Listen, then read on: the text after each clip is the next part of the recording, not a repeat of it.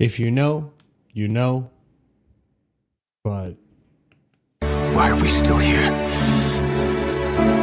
Just to suffer? Yep.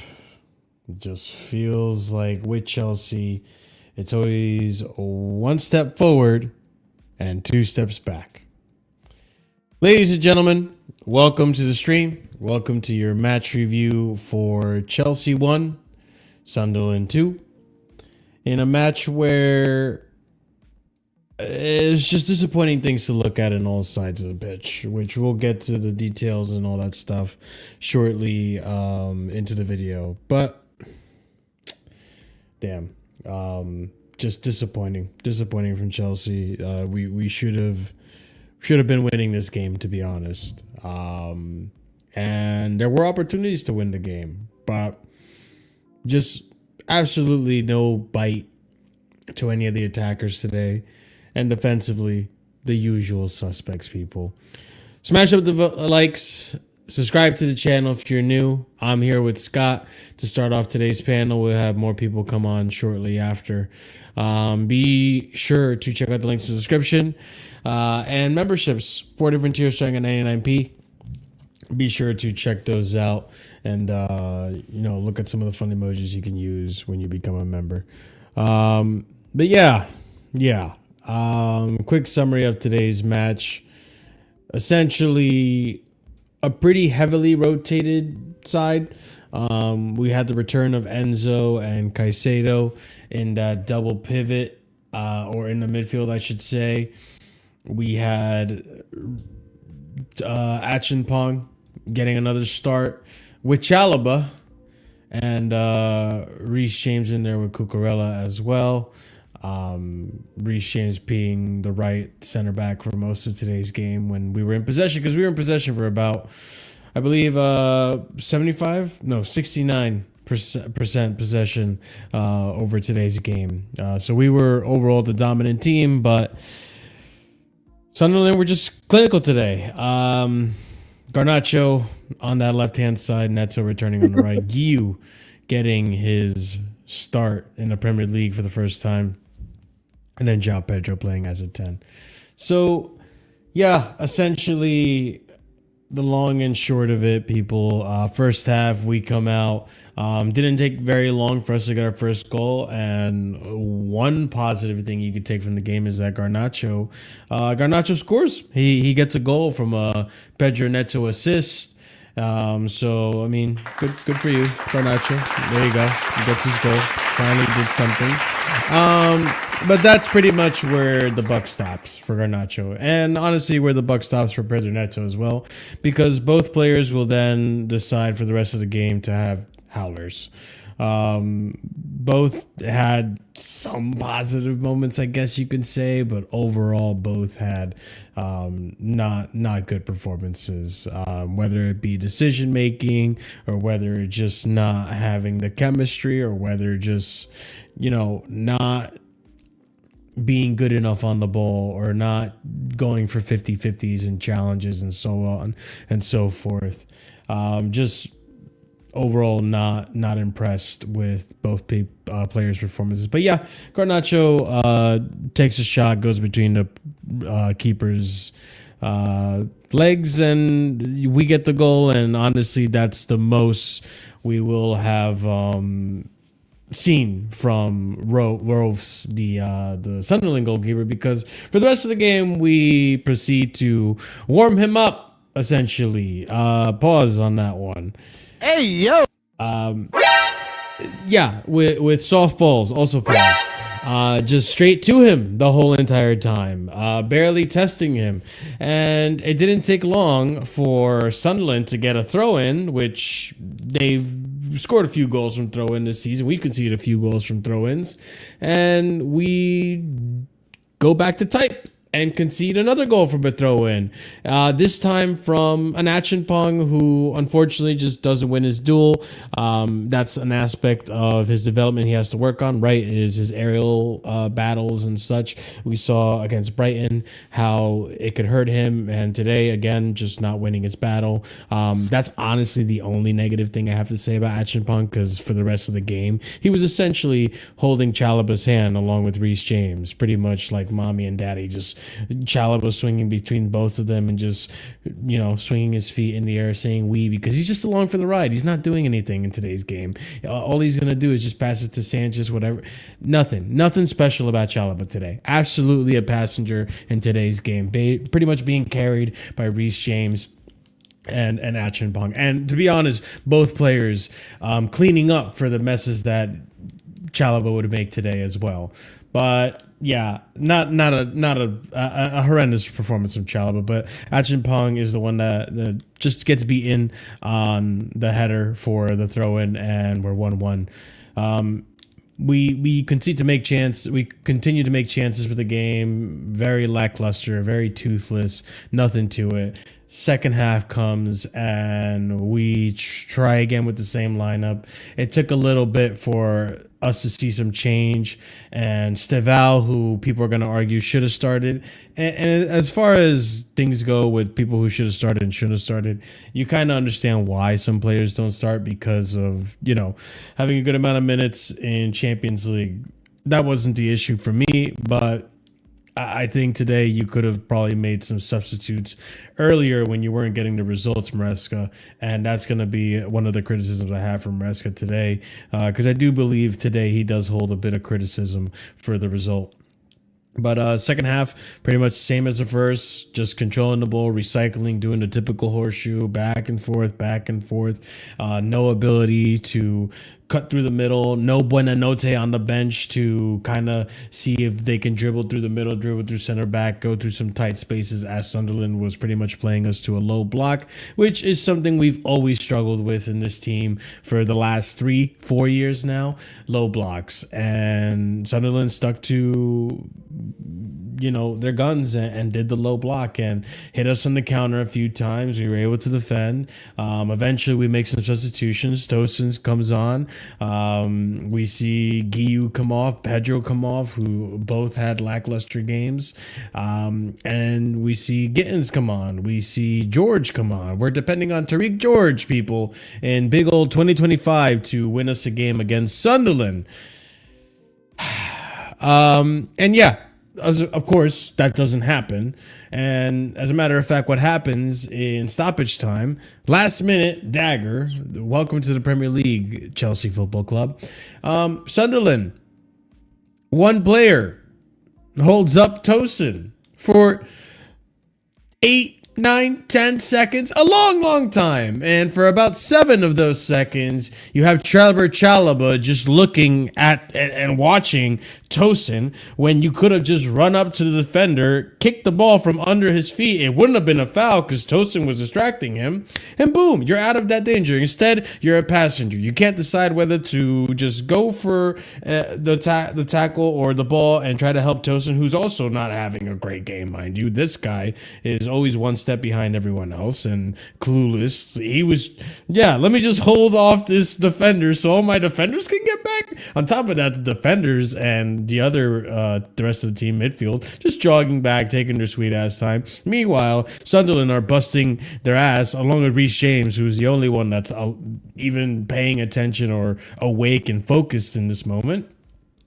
And of course, Chalaba can't decide whether to make a tackle on the player that Tosin is holding up or to watch out for the incoming runs. Instead, he just freezes there, watches, and then the Sunderland player gets a pass off to Talby, and he scores. And we lose the game, and there it is. Wham, bam, thank you, ma'am. I never thought I would see my center backs have more bozo moments than Robert Sanchez this season. It's really crazy how life works, doesn't it, people? It's really crazy how life works. So now, for once in the last 2 years since Maresca's taken over, I'm more concerned about my center backs if their names are either Tosin or Chalaba than I am of Robert Sanchez. It's insane. It's crazy how life works. Oh, man. And that's another player that, God damn it, the passing today, absolutely horrendous for Robert Sanchez. Nothing new, but you always expect poor. You never expect shit. And today was shit. So there it is, people. That's just my summary of the game. I think I've spoken enough. Someone help me here. All right, there you go. Scott, I don't know what you want to say. I don't know how you feel. I don't even know if you want to speak really, but go for it. The floor is yours. Where do we start? Genuinely speaking, where do we start? Like, pick a position. Pick any position you want to pick. Position. Literally honestly, pick a position. I'm gonna say 10. I'm gonna say number 10. Okay. Okay, cool. Let's pick the number 10. That's the worst game I've ever seen João Pedro play in his life. Like, bro thought this was the streets of Brazil. Thought he could take little touches here and there and it was going to work. Nope. No, sir. That didn't work. At least in other games this season where he's been poor, it's been because the tactics haven't been like, you can see that it's something outside of his performance. If that makes sense. Like we're trying to hoof balls up to him to win aerial duels against centre backs that are just massive compared to him. You know, we're trying to like whip balls into the box that again aren't going to get anywhere near him. He's got no one to link play with. I go back to the first half against Forest. This was just him. This was just him. Just shit. Like, just a terrible performance. Holding on to the ball too long, never know when to pass. And the one time he does know when to pass is when he should shoot. Even though he's offside, he's one-on-one with the keeper and tries to pass. Fucks the pass up as well. At least he passed it to Guiu's feet for him to score. I can go, okay, at least the pass was correct. He even fucked the pass up and passed it too far ahead of him. Terrible performance. Let's just stick with the whole front line. Jesus Christ. Like, Jesus Christ. The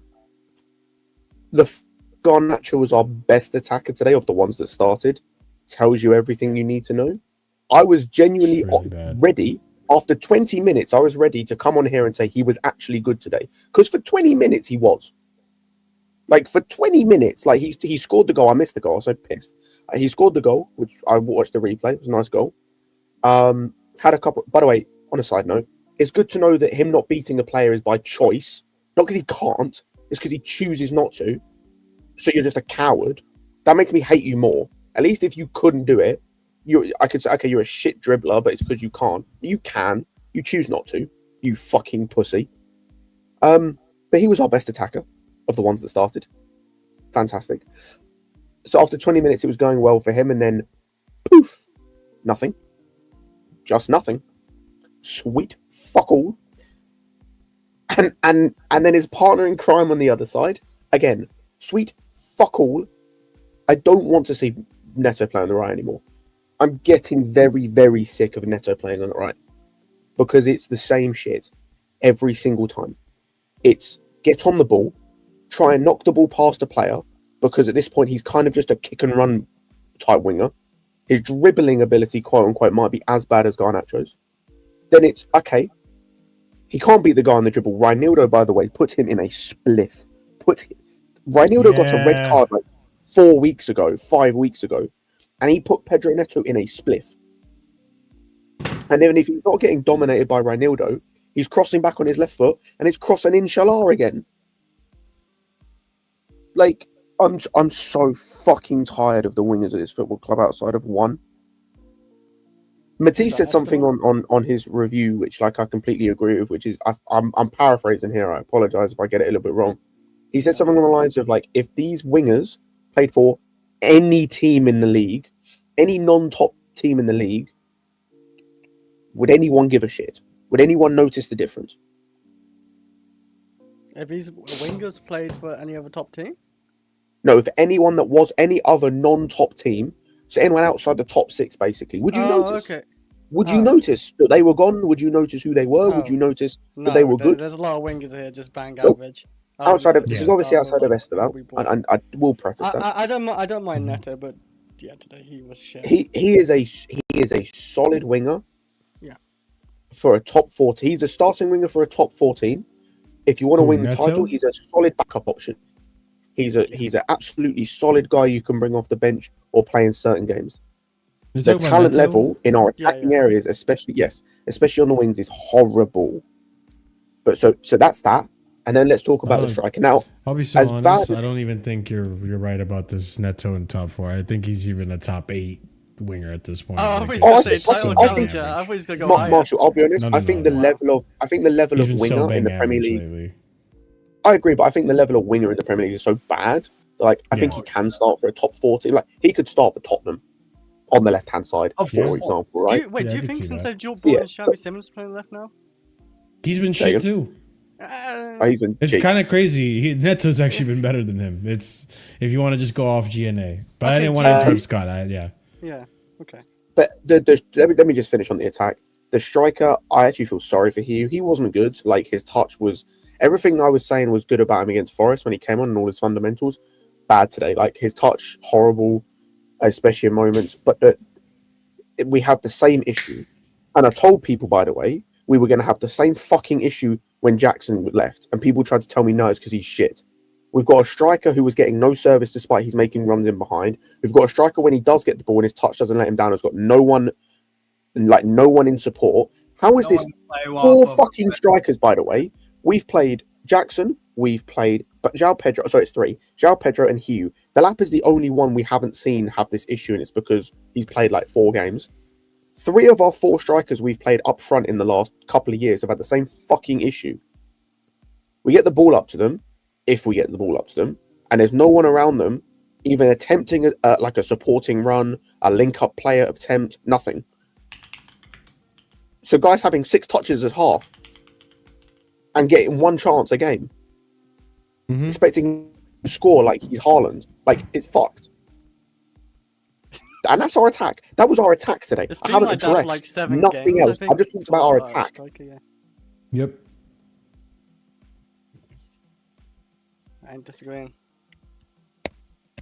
Steve, you want to go ahead and talk about our defense or talk about what we're seeing in this game?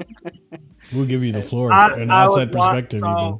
I was obviously watching my game more, but I had your game on the side, and I paid much attention because I actually wanted you guys to win this game. Really? You know, of course. I hate Sunderland. What? Oh shit! Yeah. Yeah. Sunderland are in second place right now, ladies and gents. So I actually needed something. I actually need you guys to just do your thing today, and that's not the Garnacho goal. It's the only good thing he did in the entire game. And that it is what it is. It was nice, but he's awful. I never felt like you guys were gonna score. Like there was, I think it's like 55th minute. Yeah. I kind of just like said to myself quietly, I'm like, yo, I don't think you're gonna score again. And if you do, it's just gonna be something scramble out of the box, like Steve. some moment of brilliance or a mistake from them or a red card or a pen. I was like, from open play, like you guys generated little to nothing from what I saw. And I just like, and at a certain point, I stopped looking at your game, and I was like, every time I look over, be like, did they score yet? Did I miss? No, they didn't. Oh, of course they did. Why am I? It's like, I gave up on you guys after a certain amount of time because I was like, I've seen this game before from you guys. I've seen it, and I'm not associating it directly with Poch, but like the Burnley game when Poch was there. Ipswich last year, you guys drew with them at home. It was one of those where it's like you are clearly the favorite and you just got to take care of business and you screw it all up. And I it's not even surprising when you actually look at the game. Like you guys didn't deserve anything out of the game. Nope. What's really stupid is that like in today's Sunderland game, did the basics right. That's what I'll say. They've done the basics right. And that's what we failed to do because there were. So you look at the XG, I believe Sunderland had a better XG than us, but we got ourselves in good positions multiple times. But either you have Garnacho killing the handicap person in row Z, you have from a shot, you have freaking Enzo heading it straight to the keeper, little pot shot to the keeper, or we're just passing it around like a horseshoe, or just a bad touch at the like I remember specifically, like there was one pass Enzo made from that 10 position, and today I thought Enzo was one of our positives. He makes a pass to, I thought Enzo, the only ones I think could hold their head up high today are pretty much half the team: Acheampong, James, Caicedo, Enzo, and Cucurella. Wait, you don't think James had a good game? I No, like he's that's what I'm saying. They had good games. They're the only ones that had good games. I'll be real. There were two players that had a good game. Acheampong and Enzo. And Cucurella. That's it. Acheampong, Cucurella. I think Reece had a brilliant game. I felt like Reece was actually doing good passing. Reece was pretty much. Reece was handicapped because of Chalobah. He was holding and cleaning up his messes constantly. I don't think it's just Chalobah alone. Like the whole attack was stinky anyway, so it's like quite hard for him to do anything when he's going forward. But he was like probably our best creator, maybe. Like. Anyways, the point that I was saying is just like there was a moment where Enzo pings the ball to Cucurella, making the inverted run, and Cucurella takes a heavy touch and goes straight to the keeper. Multiple moments just like that. Guiu, heavy touch, straight to the keeper or straight to the defender. We're in good positions. Neto doesn't pass the ball to, or no, even better. He passes the ball to Garnacho to feet instead of in front of him when Garnacho has all the space in front of him. Yeah. It's stupid. It's stupid moments like that where I'm just like, okay, cool. We're all show like, look, we're getting in a dangerous position, people. And then when we get in a dangerous position, nothing, no bite. And then defensively, Jesus Christ. Again, more mistakes. I don't know. Chris, when do the headers from, or when do throw in set pieces? When do we start defending those better? When we get a new defense, that's the question. Is when we sign a centre back what Enzo Maresca wanted. It's when Colwill actually comes back next season. We're not gonna do it with Chalobah. And I don't mind Chalobah, but to me, I always said the same. Like he should be like that squad rotation for like the he should not be a starter. No, and that's. I don't even think he's good enough at this point. I'm sorry to cut you off, bro. I don't even think at this point it's good enough to be a backup for you guys, because this is the kind of game where you should be able to trust your backups to actually do the job at home against Sunderland. And he can. He cost it, bro. If you are not good enough as a top 4, top 6 team, if you're trying to be a top team, your backups need to be good players, and you should be able to trust them in games at home against fucking Sunderland. Recently promoted. This isn't the first Chalobah mistake that has cost you guys points and whatever. No. Like he has shown he's just not. Maybe Chalobah can be a good backup at Palace. Or somewhere, Brent. I mean, he probably wouldn't start for Palace right now. Not for you guys. I wouldn't take him as a backup at this point. But like that moment, Steve, is when we conceded the second goal. Like I didn't really blame Tosin as much. I blamed Chalobah. He was literally ball watching for like a good 10 seconds or something like that. He should have cut the lane off, like, because he passed it to the side, obviously, and, like, bam, they scored, and Chalobah was just watching. Like, he was not going to beat Tosin, I don't think. So, yeah, I don't know what Chalobah was doing, just watching. Like, and that's another thing I don't get what Enzo Maresca did, is subbing off Action Pong when you literally, he was our best centre-back. You should have subbed off Chalobah, because I get why he brung on Tosin for the aerial ability, I guess, and the passing. That makes sense, but, like, it didn't make sense him subbing off Action Pong. It just didn't. I think the only thing I can think of that could possibly make sense from Maresca, and I don't agree, is he probably thought, hey, I'm not getting anything from my center backs in terms of passes through the middle or anything, cut through passes, nothing. Let me bring on Tosin. But wouldn't it still make sense to leave Action Pong on, though, with Tosin? No. That's the only. I didn't agree with the sub. I thought you leave on Action Pong because, fuck, I rather not lose and just defend the 1-1 than bring on Tosin, who is a liability defensively, with Chalobah, make them the center back pairings, the ones that you could rely on. Sarcasm people, and boom, you can see the winner. By the way, this whole Tosin passing thing is so overblown. He came on today with, because me and Alex were talking about this on the stream. He comes on. How many of those sweeping or those risky line breaking passes did he attempt? I don't think he got a single. I don't think he attempted many. Fuck all. None. If anything. So he's a complete waste to be on the pitch. If he's not going to attempt those passes, there is no point in him being on the pitch because he fucking sucks. Aerial ability, that's there's another guy that's clearly not good enough to be a backup for you guys. How many times has he? We're gonna get pure profit of him next season. Whatever's good. Well, then there you go. That's his use. Like, hopefully, anyway, and hopefully they'd actually listen. If we got Enzo Maresca next season, they listen to him. Like, we need a centre back or two, maybe. Like the centre back partnership. And last season it was still shaky, but at least Colwell was there more consistent.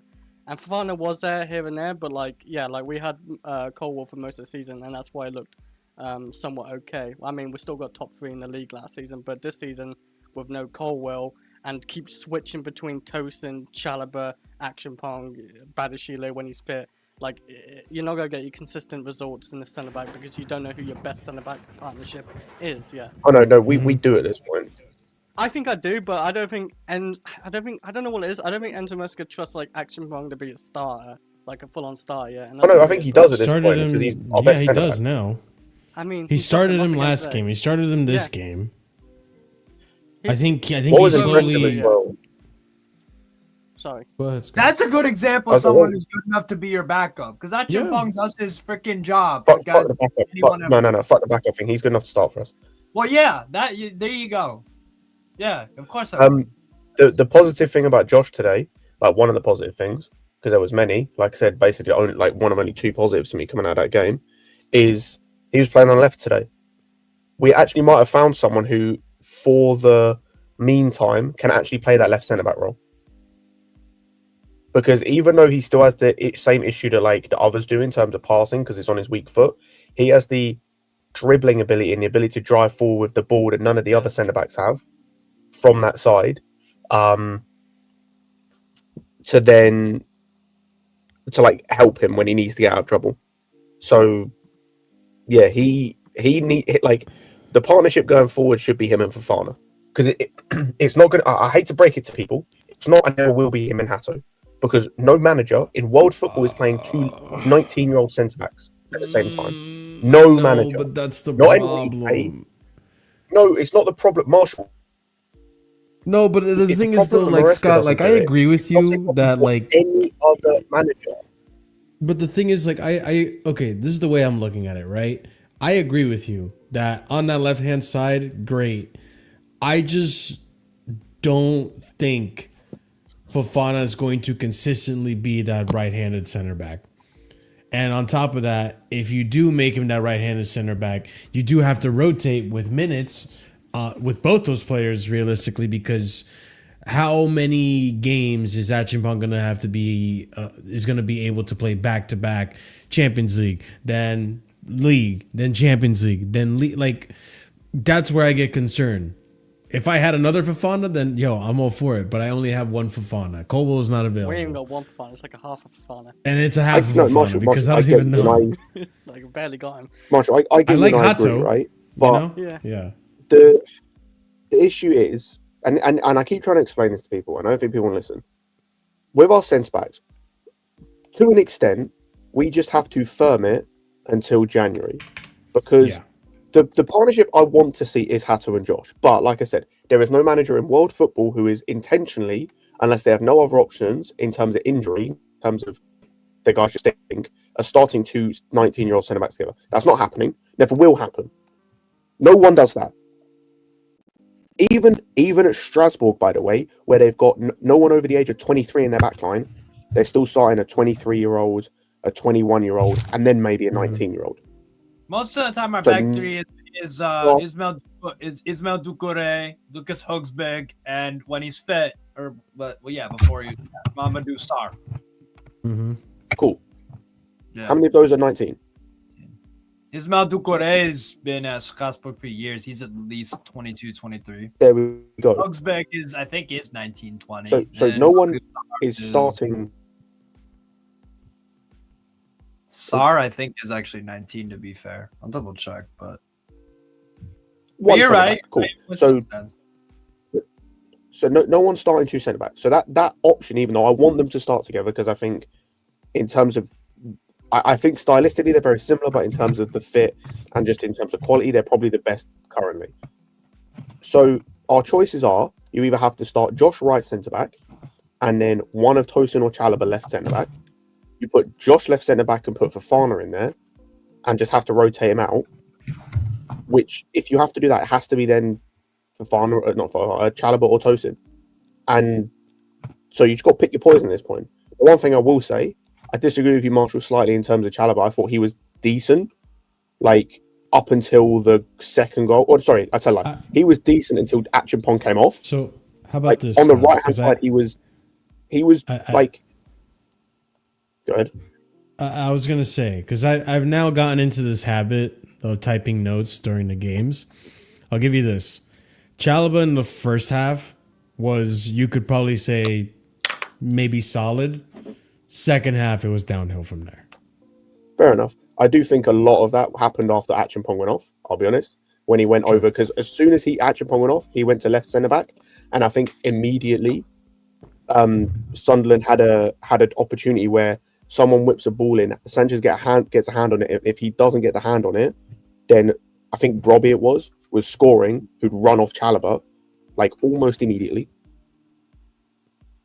Sunderland started that second half very well, by the way. It didn't last long. I think it was only about 10 minutes. They did start the second half pretty well. But then they were like, man, we'll just sit back. That was...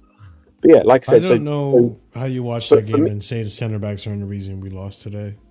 The center backs are the reason in terms of, they're the reason in terms of like why we conceded the goal that lost us the game, 100%. Sure. But I think there's way more to that game than just saying like, we don't lose that game if any of our attacking players had even a single competent brain cell between them.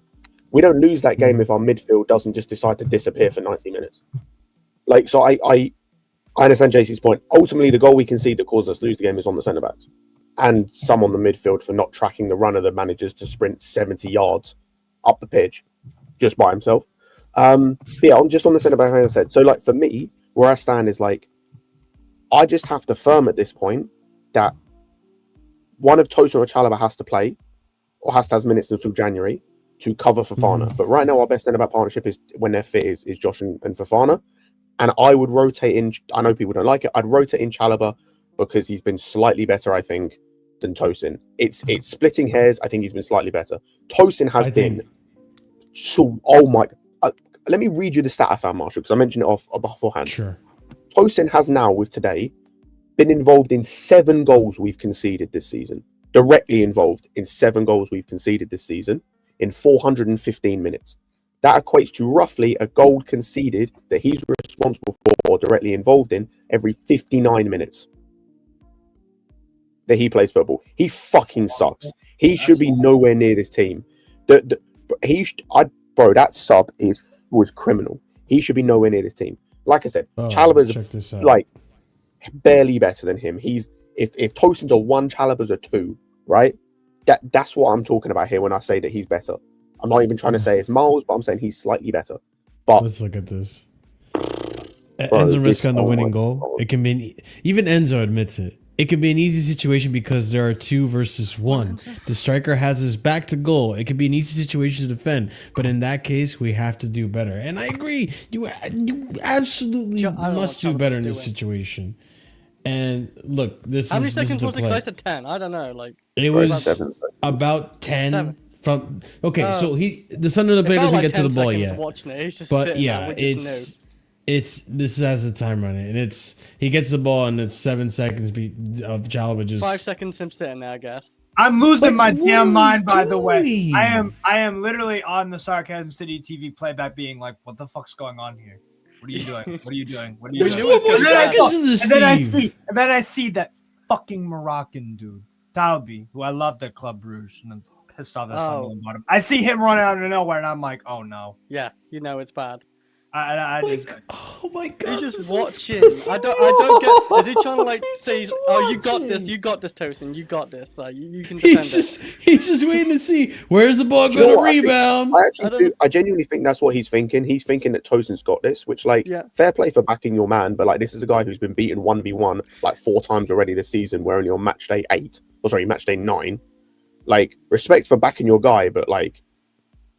Who lost Talbi? That's my question. Who the hell lost Talbi? That's Andres Santos, by the way. I did go back and rewatch it. That's Andres Santos' man. I know JC mentioned about it earlier. Reece at least gets back. Yes. Andres Santos and Caicedo, both of them. There's Caicedo just entered the picture on the wrong side of the pitch. And then, hold on a second, keep going forward a little bit, and you'll see randomly there's Andres Santos. Chalobah's just there. Where's our by the way,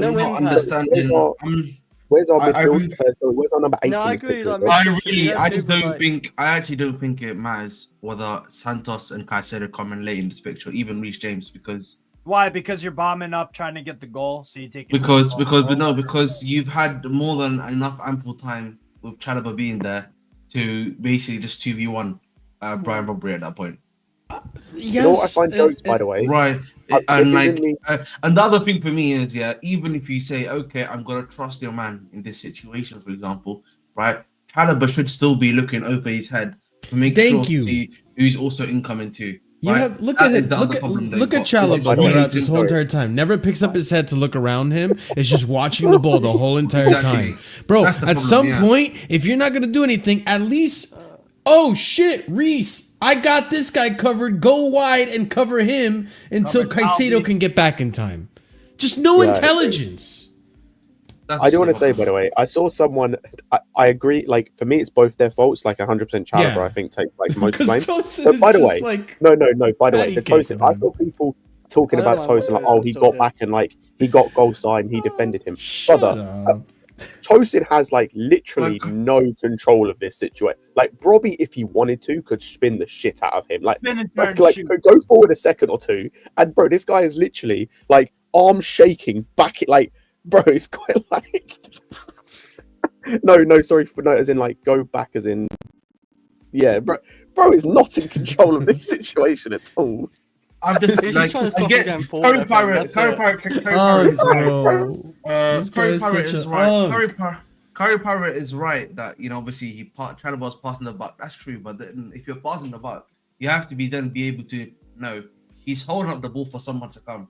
So therefore, I just have to make sure I know who's around me. That's what it just comes down to for me personally. It's very simple. I think before we continue on Chelsea, right? Because we can easily get sucked into talking just Chelsea, and we will obviously. One thing I have to say, I normally don't do this, but I do have to give credit, and I think most of us can agree. You got to give credit to Sunderland as well for how they played. Like they played a really, really good low block that left us with nothing, no ideas, nothing. And when they had their opportunities, which are small, like this one, they were clinical. So, like, kudos to Sunderland. From Talbi. The finish is not easy from Talbi. That's by the way, the player that I want on their team. Attackers, Yeah, That's it what was a it good, it was a good goal. The player on their team I want to give most credit for as well is Granit Xhaka. Like Xhaka's he great was for them. like he was like, for me this actually, yeah. I can't lie. This leads nicely on to talking about our midfield, but he was excellent today. Like best midfielder on the pitch, and it wasn't close. Like he was excellent today. Could have scored as well. But speaking of Josh, fantastic last ditch challenge. Does really well to recover when Xhaka's through on goal. And what happens straight afterwards? He gets taken off. Fantastic. I just think for me, listen, I obviously listed my opinions about the game here, but I think this is just another day at the office for us. Really, this is gonna be naturally the way we play. It's gonna be, again, we're a top 4 side currently in our current form. We're gonna lose games like these. This is just like, you know, the reality of the current situation we're in. Right. So for me, I'm not. Listen, I'm unhappy with the result. Of course I am, but I think it's expected. I have to say, sadly, that's the best way I'm going to put it, right? Because we still have guys in the centre back department that aren't good enough. Obviously, that you put onto the pitch, right? And I think offensively, we've still got very inconsistent players right now. That's just what we have to be honest about that, right? And as such, right? And as such, yeah. This is going to happen. These games are going to happen. We've already had them previously. We've had them again today, right? This is again what happens when you've got a combination of inexperience and then you have a poor game at the same time too, right? That's not a great combination to have just in general. Listen, it is what it is. I disagree that this ain't top 4 form. We literally did this last season where we lost to smaller sides like this. So, well, I was gonna say two things, right? I think.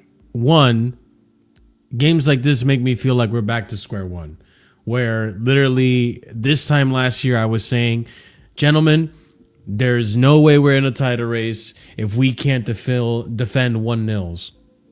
Because let's be honest. We were winning this game. And if we had a competent defense, if we were good defensively, you get away with this 1-0. Look at Arsenal this season. As much as you want to say bland, boring football, they're winning games 1-0. I think the Fulham result was a 1-0 victory. Sometimes you have to win by 1 goal. So even if, yes, attacking wise, we need to do better, which I agree with you, chat. I agree with you here, Chelsea Blue. Attack wise, we need to do better.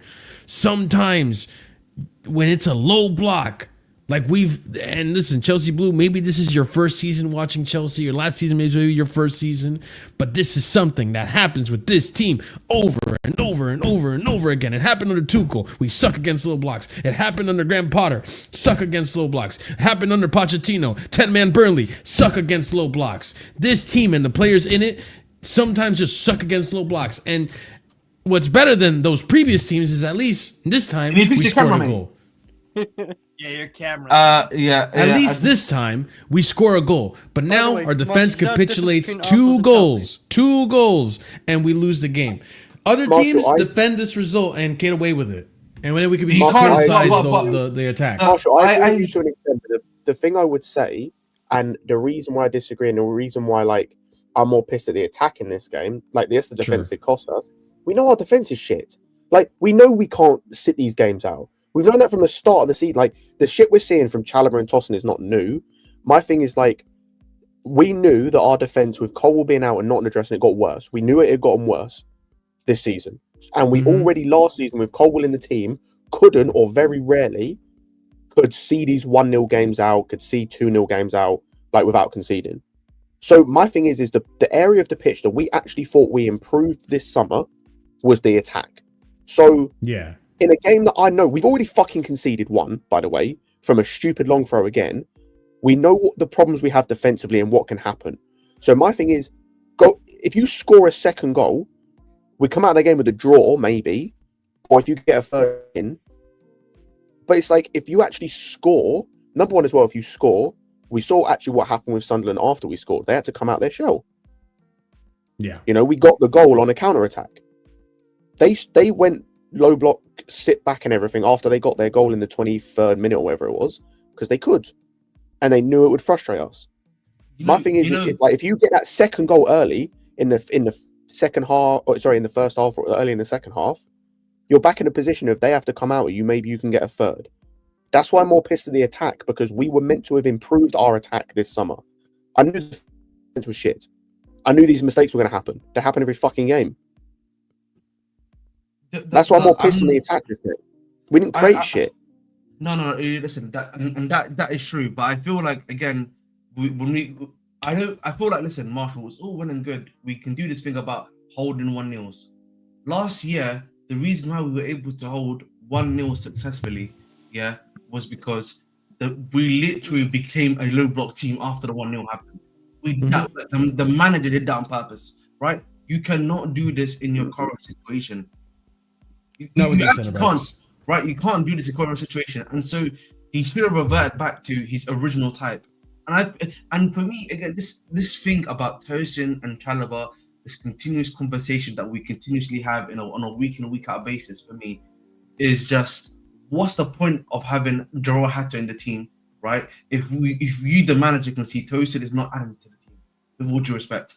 Chalobah is not adding to the team, with all due respect, right? Realistically, I hate to put it like this, if you're getting performances like this out of Tosin, what's the difference from not playing Jarrell Hatter in the team? I mean, yeah, we've got to ask. We have to ask. This is the same thing. But they are quite young, and like Scott said, no manager's playing two 18-year-olds. I understand. I want them as well. No manager is doing that. You like. For me, I get that. Smash up the like, people. Listen, I get that, Scott. But I think this, for me, I just look at it and I'm just like, I'm not seeing any difference realistically.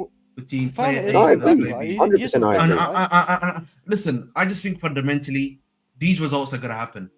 This is why you're not going to see me surprised, shocked, or angry at these results. These results are going to happen, right? With the team we have currently, this is the results that we're going to expect to happen. Yes, and even if you had Palmer in the team, we still will probably get some similar results to these. I mean, it happened last season. Because it happened last season, right? I think we should be looking at some of what we like to call our older statesman players realistically in this game. Pedro Neto today, this is the problem of Pedro Neto. He's so inconsistent, but he's meant to be one of the guys that's meant to be the most consistent guys in our team, realistically. João Pedro, I'm going to be honest with you, performances in general, I understand initially he was injured due to he had injury issues, so I've not really commented on that. I've been like, you know what, he's playing through injury for us. I can respect that. But just in general, he's not played quite well. Right, generally speaking, for us, right, and that's not helped us at all. Can we have this uncomfortable conversation? Because I have been one of the few and only people on this platform that have been saying, am I crazy to not buy into this João Pedro hype? Because I understand João Pedro started off with Chelsea very well, and I'm happy with that. And I understand that he's a better player than I ever gave him credit for. But in the back of my head, I think I mentioned it on this show. I think I spoke to you, Ahmed, Chris, Scott. I think I said it to you guys where I was like, I don't know. I feel like right now, João Pedro's in good form. Let's see how he is when he gets back to base level. And right now, we're seeing what it's like when he's at base level. Am I convinced that this is the signing of the season right now? Marshall, I think again, I think two things. I think when the hype thing, I think it depends on where you thought he would be as a player. Number one, I think if you thought he was going to be, top 3 players in our team potentially, then yes, I think the hype might have been. People were saying signing of the season, Scott. For Chelsea or for Chelsea? Are you talking Chelsea or are you talking overall? Chelsea, I can answer. Wait. Yes, no, but Marshall, I still think, despite everything, he probably could be our signing of the season. I think that's because our window stinks. By the way, I think it's because our window is shit. Yeah, that's how is why he'll be the signing of the season. That's another issue which we may have to touch on again. And Garnacho and I was going to say, the choices are him, Gittins, Garnacho, Delap, Sugo. Oh, we signed Sugo. And that's it. I thought so. Yeah, he's out until January, Chris. Yeah, the choices we have for signing of the season are a bag of shit, if we're being honest. So he might win it by default. But the other thing I would say is, because we technically signed him last season. No, Esteban was not this. No, I do not class him as this signing this season. We signed him because he'd be the real competition. That's it. If it was this. Yeah, we signed him already. Yeah. The thing I would say about what's it called, João Pedro, and I said it earlier. The reason why I'm giving him leeway is because most of the other performances where he was bad, last game he was good. Yeah. Last game he was good. He just had an issue where he wasn't getting service, and then he had no one to connect with him. The moment he went in the 10, it was much better in the last game. Mm-hmm. And that's my thing of like, when he's season outside of today, he's been very good. Striker, he was decent in the last game, but he was obviously much better in his 10. That's where most of my issues came of. It was for me with João Pedro, it was a tactical thing of like, you're just using him in such a different way to how you were using him in the Club World Cup when he was playing the same position. And maybe that's because Palmer isn't there anymore. Maybe that's because it's the Premier League as opposed to the Club World Cup. I don't know, but it's quite clear that it was being used a different way. Like I said, today was the first game, like I said earlier, where I can say it was on him. There is no other excuses of he had no one to link. We're hoofing balls up. There's no other excuses. He was just bad. If he has more games like he had today, especially playing the 10, I will hear it. But when he's playing the 9 and we're trying to get him to win aerial duels against 2 or 3 centre backs with no help, like I said earlier, another one of the issues we've been having from a tactical setup, I can't blame that on him. I can't blame him having 6 touches in the game at that point. Like, that's just not him. That's the tactical issue. Before you go, Ahmed, I'm just going to read this out. No, not this. Marlon, people hit the fucking likes and don't be Tosin and Chalobah. He's absolutely right. Don't be like Tosin and Chalobah, people. We're only at 18 likes and there's over 50 of you in here. So smash up the likes. Show some, some support for your scheduled programming here, for the algorithm and all that stuff. And then the other thing I wanted to say is Enzo Maresca, touching on this whole João Pedro thing and injuries and stuff. He had to say, I think João is not training every day because he is managing an injury problem. Moy is the same. Enzo is the same. We have 4 or 5 players that have some problems and cannot work every day. They tried to make the effort and play the game. João struggled a little bit today, but all the players did today, so it's not just João. And this again, by the way, sorry, I have to touch on this. I'm glad you brought this up. This excuse, by the way, and this bullshit doesn't run when you play Enzo Fernandez for 90 minutes, despite doing sweet FA for 90 minutes. You brought Andre Santos on in the 83rd minute. That fucking bullshit doesn't run when you want to bring these guys on. You don't even use the depth there. You want to bring them on in the 83rd minute, and then we wonder as a fan base why Andre Santos in the game against Forest looks like shit when he's getting 7 minutes again. Thank you for bringing this up. I want to talk about this too. That's bullshit. I'm sorry. Caicedo, fair enough. Even though today I'd have taken him off for Lavia because he stunk today. Awful. Like, defensively good, everything else stunk. But you could have made that sub. I'll hear that. Even João Pedro to an extent. The Enzo Fernandez one is fucking nonsense. Can I just be honest? Can you just be honest here? Yeah. If this is true, right? Why I'm gonna give you a take that this is my take that I've had for a long time. Why are we playing them through injury? João Pedro, I'm sorry to tell you, Marshall, there is options available but they're young options. That's the reason why he doesn't want to play them, and I can understand that to an extent.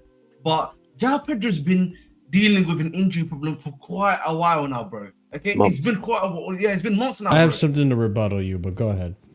No, you can go ahead if you want to. But my point is just, listen, we can keep bringing up the same thing, about these guys having injury problems. If they have injury problems, don't play them so they can recover from these injuries. Mm-hmm. Here's the thing. In an ideal world, you're absolutely right. In an ideal world, you and Scott are absolutely right. The thing is, players play through injury. It's as commonplace, this is normal, it happens. And I agree with you guys. In an ideal world, I would like to rest them. But unfortunately, and this is where it's so 50-50 in terms of the solution of just play the youngins, right? Because today, if I really wanted to be nasty and have an agenda, then I could say, well, you play the youngsters in Acheampong and Estevao.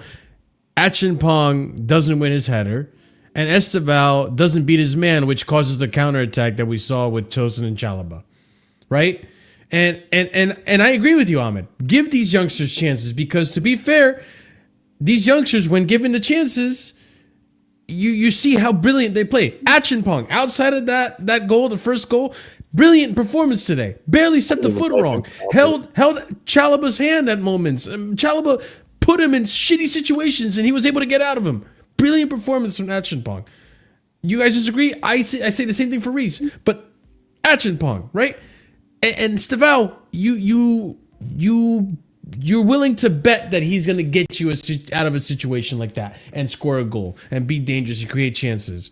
But the negatives is that sometimes they make those silly mistakes, and I don't feel bad about those mistakes because I get it. Acheampong, you're young, you're still developing, you don't have the same experience and when to jump for an aerial battle like a Fofana does, or you don't have the height that Tosin has to win aerial battles. So you gotta practice that, you gotta train it more. So it's more forgivable. When Chalobah makes a mistake, it's not forgivable. When Tosin makes a mistake, it's not forgivable because you're experienced. You're supposed to lead and not do that. So it's like 6 one half, a dozen the other, a half a dozen the other, and it's like you can make the errors and we concede goals like we did today because of those errors from inexperience, or like it's really a catch-22. You know what I'm saying? I would actually disagree about it being catch-22.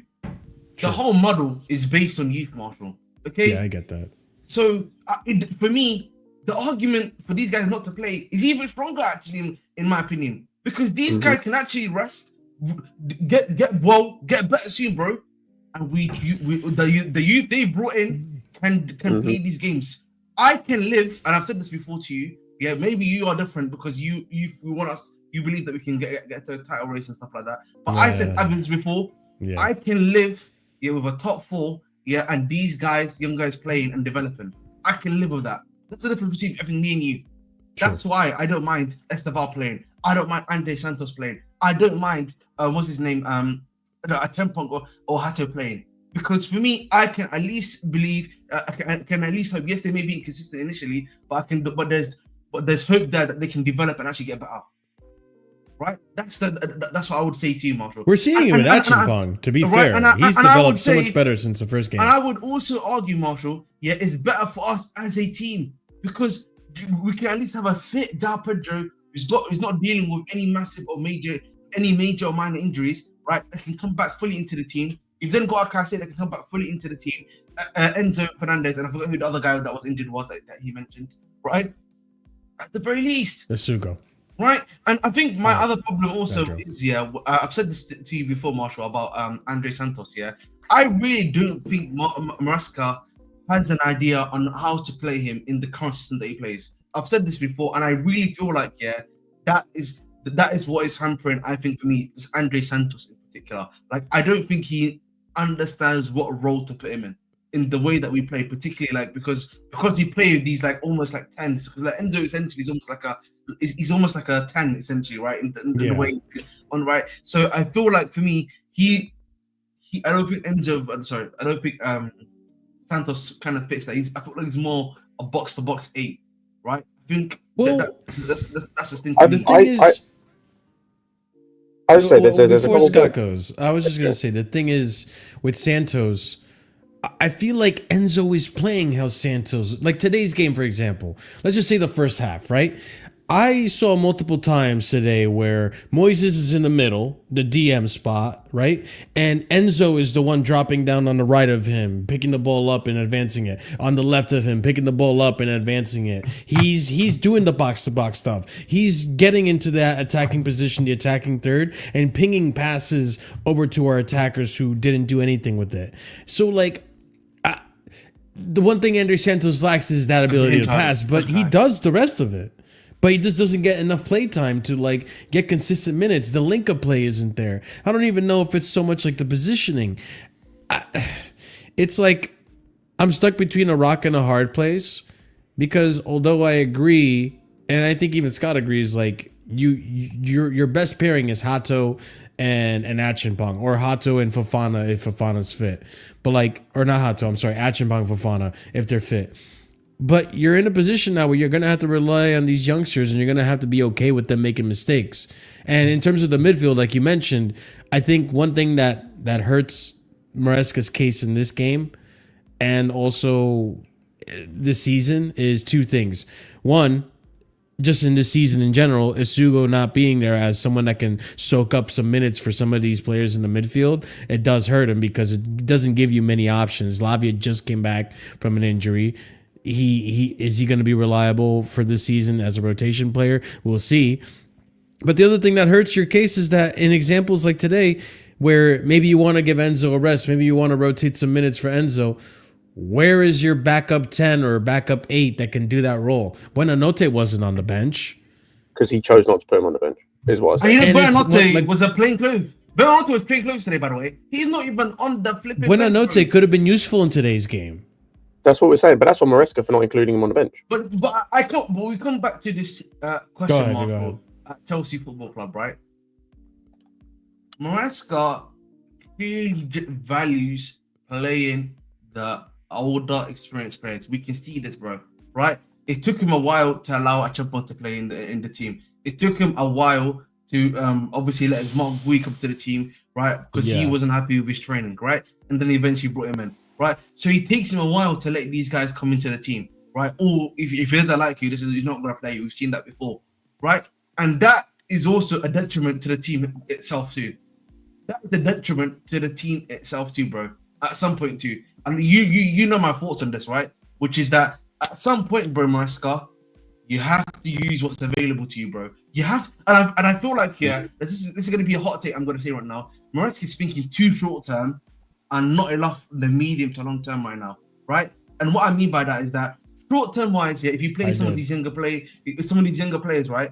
Yes, you may not be able to play Caicedo and all these guys because they, but think about it like this: in the medium term, these guys are coming back for you, bro. If their injuries are like minor injuries, because that's what he's trying to say, the dealing with these minor injuries, let them come back from those minor injuries, fully fit, and you've got them available for you for a bigger period, guys. People forget this. We've got a big period of football upcoming after the November break. Yeah, where we play essentially almost 3 times a week. I wanted to cover a couple of things that were mentioned by you guys. Like, number one, just quickly on the injury thing, Marshall. I completely agree with you in terms of like players will have to play through injury, 100%. I don't want to hear that bullshit excuse then. Like, I 100% understand players have to play through injury and whatnot. I don't want to hear the bullshit excuse of, but we've got these guys playing for injury. And you don't have to have them playing for injury. But let's be honest, you don't have to. Secondly, I agree with what Ahmed said, and I've said this before in terms of like, this season, you're not winning anything. Like, we're just not. So if we're not winning anything, do I think the guys coming in that are 19, 20, are they that bad that I think they're going to cost us top 4? No. I don't think that great. Like, Buonanotte, I don't think is amazing. Tyreek George, I don't think is amazing. Whoever else we've got, like Hato, I don't think is amazing, but he's shown promise. They're not going to cause us to lose top 4. I don't think anyway, no more than the other guys playing. So you might as well play them because those are going to be the guys in a couple of years when, well, next year preferably, but let's just say a couple of years to be kind. When I want to challenge for a title, those are going to be the guys that are going to be involved playing week to week. Chalobah and Tosin will not be here, hopefully. So why are they playing now? That's the thing that frustrates me, though, Scott, is like, for example, let me read this tweet from Maresca, right? And then we'll transition into what I want to say here. Maresca playing well against Liverpool, but not Sunderland. For sure, if you want to be there, you need consistency. Something winning 4 in a row can show that. But today, when we lost points, we didn't show that. If we can have this level and that level, we need something in between. But I think overall, since we started, we performed much better than compared to today's game. And the key word right there is consistency. I knew going into this season that, like, Chalobah isn't a world beater, right? Like, most times he'll give you like a 6 or a 5, just nothing, 6 or a 5, sometimes 7, 8, nothing crazy, but at least you won't have too many mistakes in you. You won't cost me the game. Same thing with Tosin. You won't cost me the game. You won't be absolute dog shit. This season, so far, these two, and we can go back and forth whether it's Tosin or Chalobah. The way I see it, and Ahmed was on point when he said this, Tweedledee, Tweedledum. Literally. Yeah, two asses of the same cheek, right? Or two cheeks of the same ass. That's what I meant to say. It's like, now you're consistently just giving me 4 and 3s, 4 and 3. Like, you're just consistently bad. You can't even consistently stay average or above average, which is what you gave me last season, which gave me hope that, okay, maybe we can do something. Maybe the attack will justify it if we have a above average defense, not a good defense like when Colwell's in the team or Fofana's in the team. Above average. They're not even giving me above average. The thing And is, that's what yeah, ruins everything for the me thing this for season. me, before I let Scott go, I'm gonna make one minor comment too. Yeah, there is another thing that I don't really like this comment from Scott because we've not been a consistent side. We've been a very inconsistent side. No, this has been a general thing for us in general, right? And this is where I come back to the thing of like, you know, not necessarily mentality, but like more so what is the mindset that you're bringing these guys into each game, right? What are you telling these guys? What are you bringing them in? Because this is something where you also need to look at the manager and be like, this has been a natural occurrence. Now, on one hand, I understand, again, you've got young players, this is bound to happen at times. But at the same time, you know, we need to also ask the question, what are you saying in these pre-matches? What are you asking these players?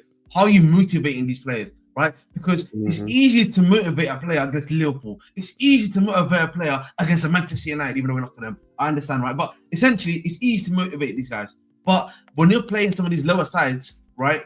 Why is the motivation not there? Why is the hunger not there? Why is the drive not there? Right? Like that is that's something that I just look at and I'm just like, why is it? What's going on there, basically? But I don't know. Secondly, for a while. Yeah, and I think secondly for me, I got hate for saying this, Marshall. Yeah. When I said this, if you're gonna play Chalobah and Tosin, yeah, then you need to find a tactical solution where they can at least beat 5s and 6s, bro. Right? If that means you have to change the formation, if that means you have to do something different, then make that happen, bro. Right? If you want to play Tosin and Chalobah, that's the only way it's gonna work, bro. You either make a back three situation or something of this or something of the sort, right? And actually help these guys out, bro. Right? That's what you need to do realistically. If you want to play Tosin and Chalobah, you have to find a tactical solution where these guys are as comfortable as possible in the team. That's the only way I can really think of, right? And the thing is, though, I think Maresca did that in the first half when you had whenever we had possession, it was always Chalobah in the middle, Reece James right center back, Acheampong left center back. Sometimes you had Cuckoo in there, right? But it was just okay. You can see the ones that were doing the heavy lifting in the defense today were Acheampong and Reece. They were the ones that were constantly getting the ball and trying to pass it. They were the ones that were constantly cleaning up the messes and stuff. Meanwhile, Chalobah's kind of in the middle, just ticking the ball left, right, and whatever, right? I think that's a good way for Maresca to strategically mitigate Chalobah and the mistakes he's been making this season. If you keep playing like this, if you keep playing like with this formation, I think we'll be okay. It's the second half when we concede, we get rid of Acheampong, who is playing well, right? And then we put in Tosin, where now you're asking Reece to do too much by himself in that defense. If you had brought in Hato, then it's a different story, I think, and not what you have with Tosin. Go ahead, Scott. I completely disagree with you in terms of how Reece was used, and I want to transition to talking about the midfield because it needs to be talked about. We didn't use Reece like a centre back today. He inverted. We basically played a 2-2-6. He was right as centre back most of today, dude. No, he was not. He was inverting into midfield. Yeah, he kept inverting into midfield. Cucurella was inverting the most in midfield. Yeah, no, both of them did. That's what I said. We played a 2-2-6 for most of that game. We had the two centre backs. We had a midfield two of Caicedo and Reece, and then we had the 6 in the front line just doing their thing. And the whole midfield stank. Like, passing wise, awful. Like Enzo, I couldn't tell you what he did for 90 minutes. Couldn't tell you. Caicedo's passing reeked. And this goes back to just the point about injuries. I hear the injuries thing to an extent in terms of if Enzo can't cover ground, call the injuries make sense.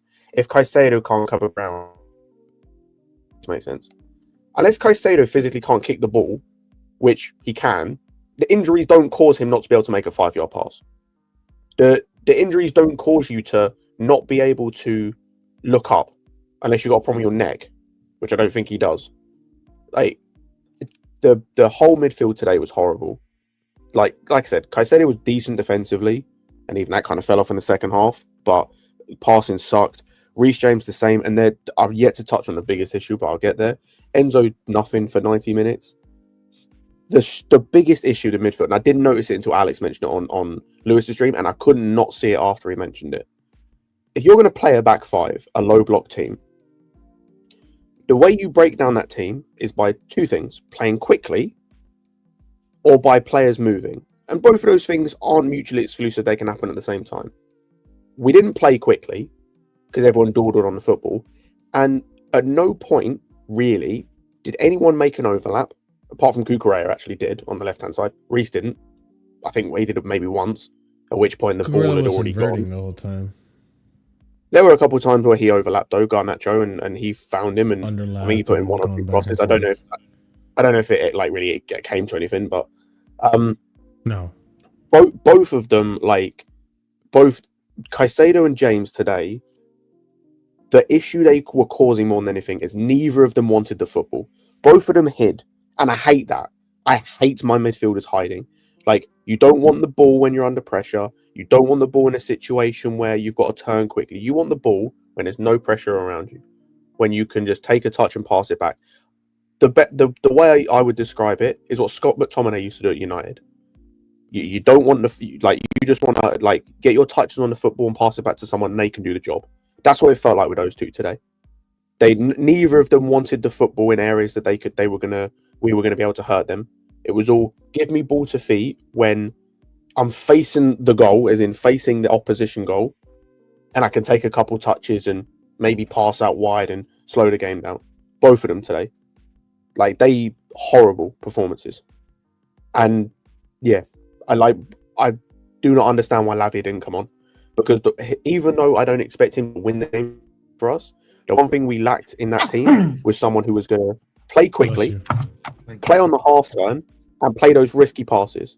Something that neither Reece or Caicedo or even Enzo, but I'm focusing more on the other two, did today. Lavia would do that. Horrible performances from the pair of them. That's the Caicedo's worst performance I've ever had, outside of maybe his debut. Really? I felt like he's had a few bad ones early in the season. He was horrible. I mean, he was great today. He's had a few average. He's had a few performances where I'm like, that's a bit worse than we expect. Like, it might be like a 6 out of 10. That was horrible today. What I saw from Caicedo. What would you give this one today, like rating wise? 3. 3. I'd give like. And the only reason he gets a 3 is because defensively he was decent, but everything else just horrible. Yeah, I thought his defensive work was decent. Just go. Yeah, I just think I think the problem that you've got, right? Again, this is where unironically. Look at these defensive stats, Scott. That's why I thought Reece was good. This is why I just come back. Defensively, I think both of them were decent. I'm talking. We had 72 possession. I'm not really looking at what either of them did defensively. Yeah, Scott, but that's what I was alluding to, right? Like, I felt like today, defensively, Josh and Reece were holding Chalobah's hand because they were doing all the defensive work. I think even Chalobah defensively and up until Acheampong came on, I'm not going to say he was excellent. I thought he was decent. Yeah, up until the second half. This was the second half, I would say this was up until Acheampong came off, that was the best performance I've seen from Chalobah this season. Up until as soon as Acheampong went off, it fell apart. And I don't think that was all because of he was holding his hand. It was also because of where he was playing as well. Like him playing on the right, he's more comfortable. He's just way more comfortable. Went to the left and immediately everything fell apart. And two bozos playing with each other, it just Mark, I want to ask you a question here. Yeah, go ahead, man. Right, we talk about midfield here. Yeah, I feel like if he had played a three-man midfield, but if he had brought in Lavia into the team, right, like what he did against Ajax, kind of what he did against Ajax, where it was Lavia in the 6, and then you had Andre Santos come on, right, in the second half, or if Enzo and were doing rubbish, you had Andre Santos and Enzo Fernandez like either side. One of them was being a box-to-box essentially. I actually think that would have worked much better. Because then you would have had 2 runners into the box, at least. If Enzo doesn't want to show up here and just be ball to feet, at least Santos can make that run, can crash the box. Because that's what you basically needed in the game. You needed another guy that was crashing the box, basically. If that makes sense. Well, yes, but I also think that part of the problem is, and this is why I think Tosin was brought in, but he failed at any attempt to do this. If you have Levi Colwill in this defense, you probably don't have that issue. We're probably not talking about Enzo not showing up for the ball, Caicedo not showing up for the ball, wanting ball to feet and all this. because I think that's where this is one thing that happened in today's game that I noticed, especially in that first half. Sunderland were essentially forcing Robert Sanchez to pass the ball long for the majority of that first half because they were man marking our defenders, right? And that was painful to watch because we couldn't get the ball up to them. They didn't do much with the ball in possession because they would usually lose it to us through a defensive tackle or a giveaway and all that, this and that. But when we have to pass out the back, there's no options. Or there's no one that can technically is good enough to pass it to the players that need to get the ball because they're man marked. Sometimes you have to be creative with your passing, and we just don't have that with the center backs. And Reece today, like the passing stats for Reece weren't that great either. He has one key pass. That's not good for Reece's standards. I don't think our problem today.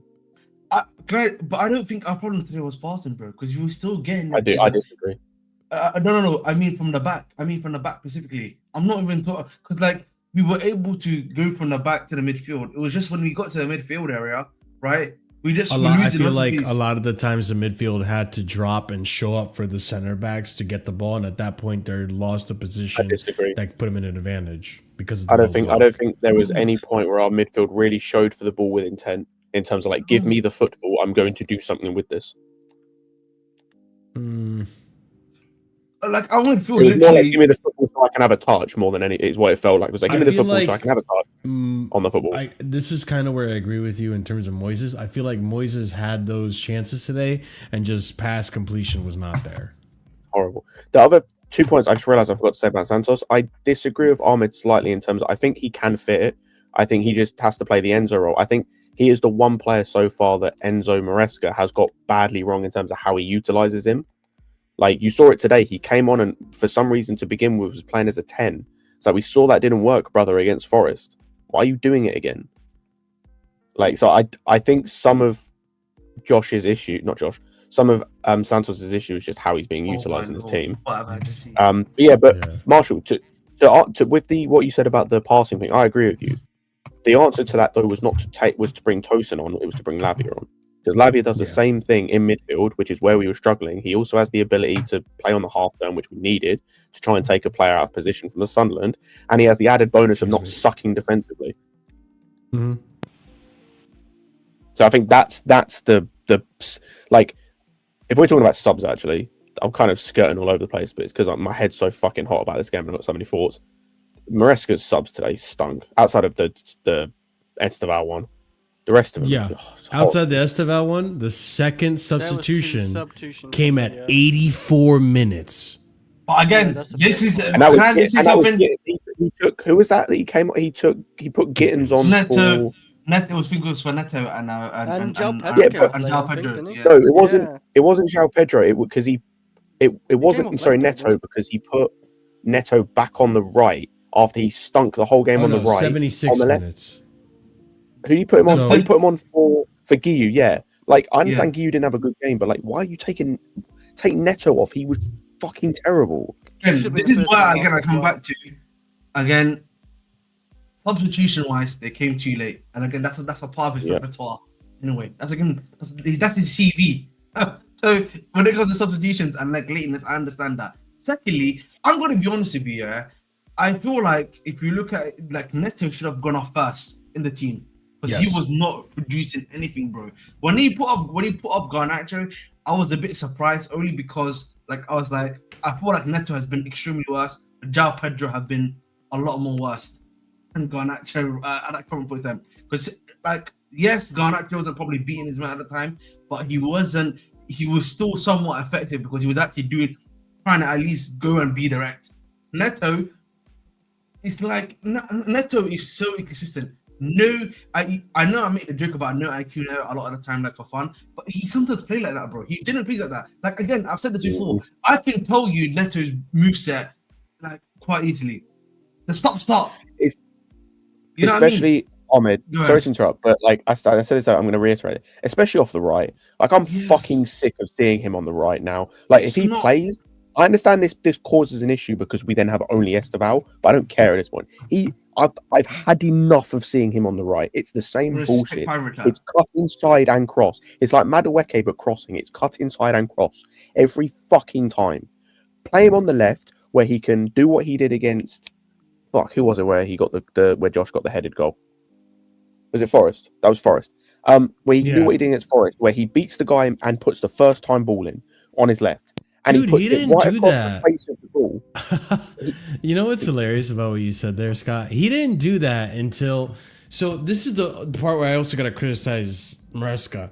The chopping and changing. Esteval comes on, goes on the right, he puts Neto on the left. Cool. Then you have Tosin and Jamie Gittins come on, and then you shift Esteval into the 10 with João Pedro. And okay... then you make more substitution. All of a sudden, you shift Esteval back to the right. It's like, bro, you gotta let these situations marinate. How is a player supposed to adapt and gel into the game when you're constantly moving him from right to the middle to the right again? And it's Neto, like over to the left, then over again to the right. And I was gonna say, and you know what's annoying as well, like with those subs as well. But number one is like I said earlier, Neto sucked on the right. He had 20 or 18 minutes on the left where he didn't really do anything either, but like I don't know if he had an opportunity to. But then you put him back onto the right.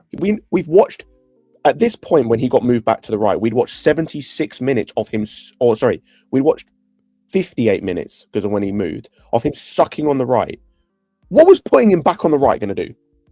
What was that going to do? Just take him off. Take him off, put George on the right because he's a fucking winger, by the way. I'm so sick of seeing him up front. Yeah. Like, he's not going to do anything anyway because, like, no offense to Tyreek George, he wasn't helping us win this game. But he's a fucking winger. I've just watched him against Ajax put in 3-4 balls that were almost perfect into dangerous areas. And so what do? You put him up front. And you know what's really funny about this game, going back to Neto? This performance from Neto reminds me so much of the performance against Brighton, where, like, you can see against Ronaldo, Neto was struggling. I'll say it again for the people in the back. Against Ronaldo today, Neto was struggling. I think he beat him maybe once or twice. After that, Ronaldo had him locked up. You're seeing this. Ronaldo. I'm not saying Ronaldo. I'm saying Ronaldo. And this man locked him up for most of the game. And you're seeing this, Maresca, for 85 minutes before you fucking do something about it. Or even 75, because he did something about it when Esteval came on. It's like, you take way too long to make these decisions, and we need to be proactive. Not every decision you make on the pitch has to be a substitution. FYI. There's so much wrong with this team. Like, like we're seeing now, and I'm not trying to toot my own horn. I'm really not when I say this, because I didn't want to be right about this, and it pisses me off. But the window closed, and I said it was a 4, and I think I was being generous. There were other people saying it was a 4, and you see why. Like, we haven't addressed a single position of need.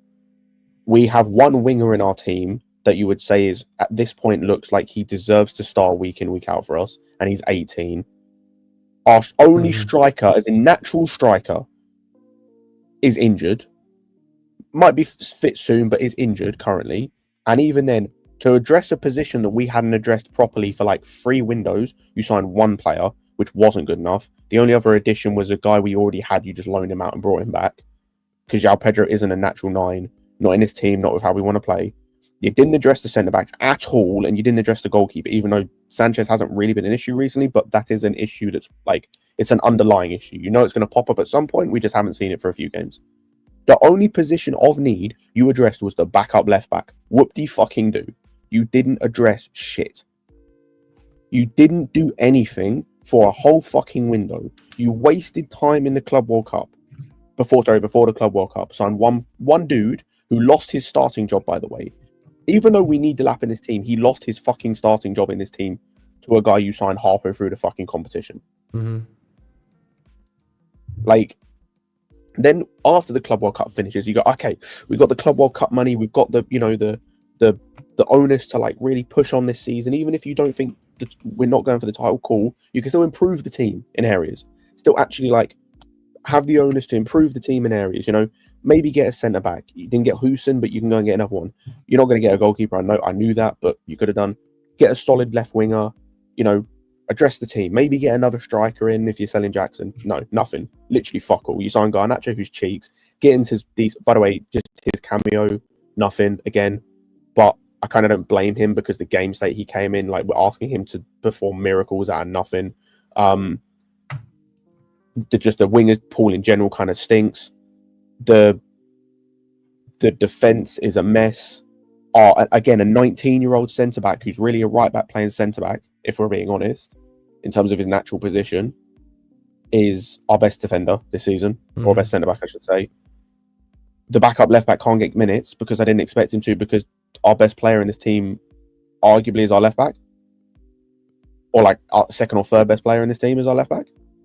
So I'm not surprised our backup left back isn't getting minutes. This team's a fucking mess. And it's going to continue to be a mess till January, because that's when we can next fix it in terms of wholesale changes. They won't. But they won't. And what's going to hopefully happen, and this is the only hope I'm hanging on to at this point, because even my whole prediction and all the chests that I had, it's like, well, shit, man. If you're going to do this against Sunderland and games that we need to show, cool, we won 3 games in a row. That's great. We need to show that we can win more games consistently. We need to show that we can get a result against teams like this. We need to show, like, the fact that I'm looking at the table right now, Manchester United. Oh no, I was legit, Marshall. You and me had the same idea, by the way. We are 8th as things stand. Do you know how peak it is, by the way, for us as a team? We're relying on an Arsenal win tomorrow to not drop to 9th. I have to rely on Arsenal, Crystal Palace, who are directly below us. Even Liverpool actually. I think. Hang on. Let me have a look at something else. They dropped even like us. There is a chance that we. Oh no! Luckily, we have more goal difference than them. Unless Everton somehow score 7 against Spurs, luckily we can't drop below them. If Villa win their game, but I think they might be playing City, so we might be fine. We are. Please, Manchester City, please smash Villa. Otherwise, we drop to 9th. I think they will, but. Listen, again, it's early game week 9. It is early doors, but still, it's early, but it's more like I'm looking at the teams around us, and I'm looking at the teams above us, really us. Close. And it's like looking good right now. 3 wins in a row now. Bro, that's what pisses me off. I'm looking at the teams above us, and I'm going like, for yes, it's early doors. What? How the fuck are United above us? I know it's only 2 points. That's disgraceful. Yep. How are Sunderland second? They have a really Sunderland are 3 points clear of us, by the way. To be fair, Sunderland's ahead of that everyone. For now. Barring City, like, depending. For as bad as Tottenham have been, like, and especially recently, they're level on points with us. Like, I understand it's early, and a lot of these teams are going to move about. My thing is more like, a lot of the groundwork you can do at the start of the season can be very important in terms of trying to, like, establish groundwork later on. There's no groundwork being established. I'm gonna be honest about that. I just think at the end of the day, for our current form, our current status as a team, this is gonna happen. It is what it is. This is the current expectation of the team we have. I feel like there's no point.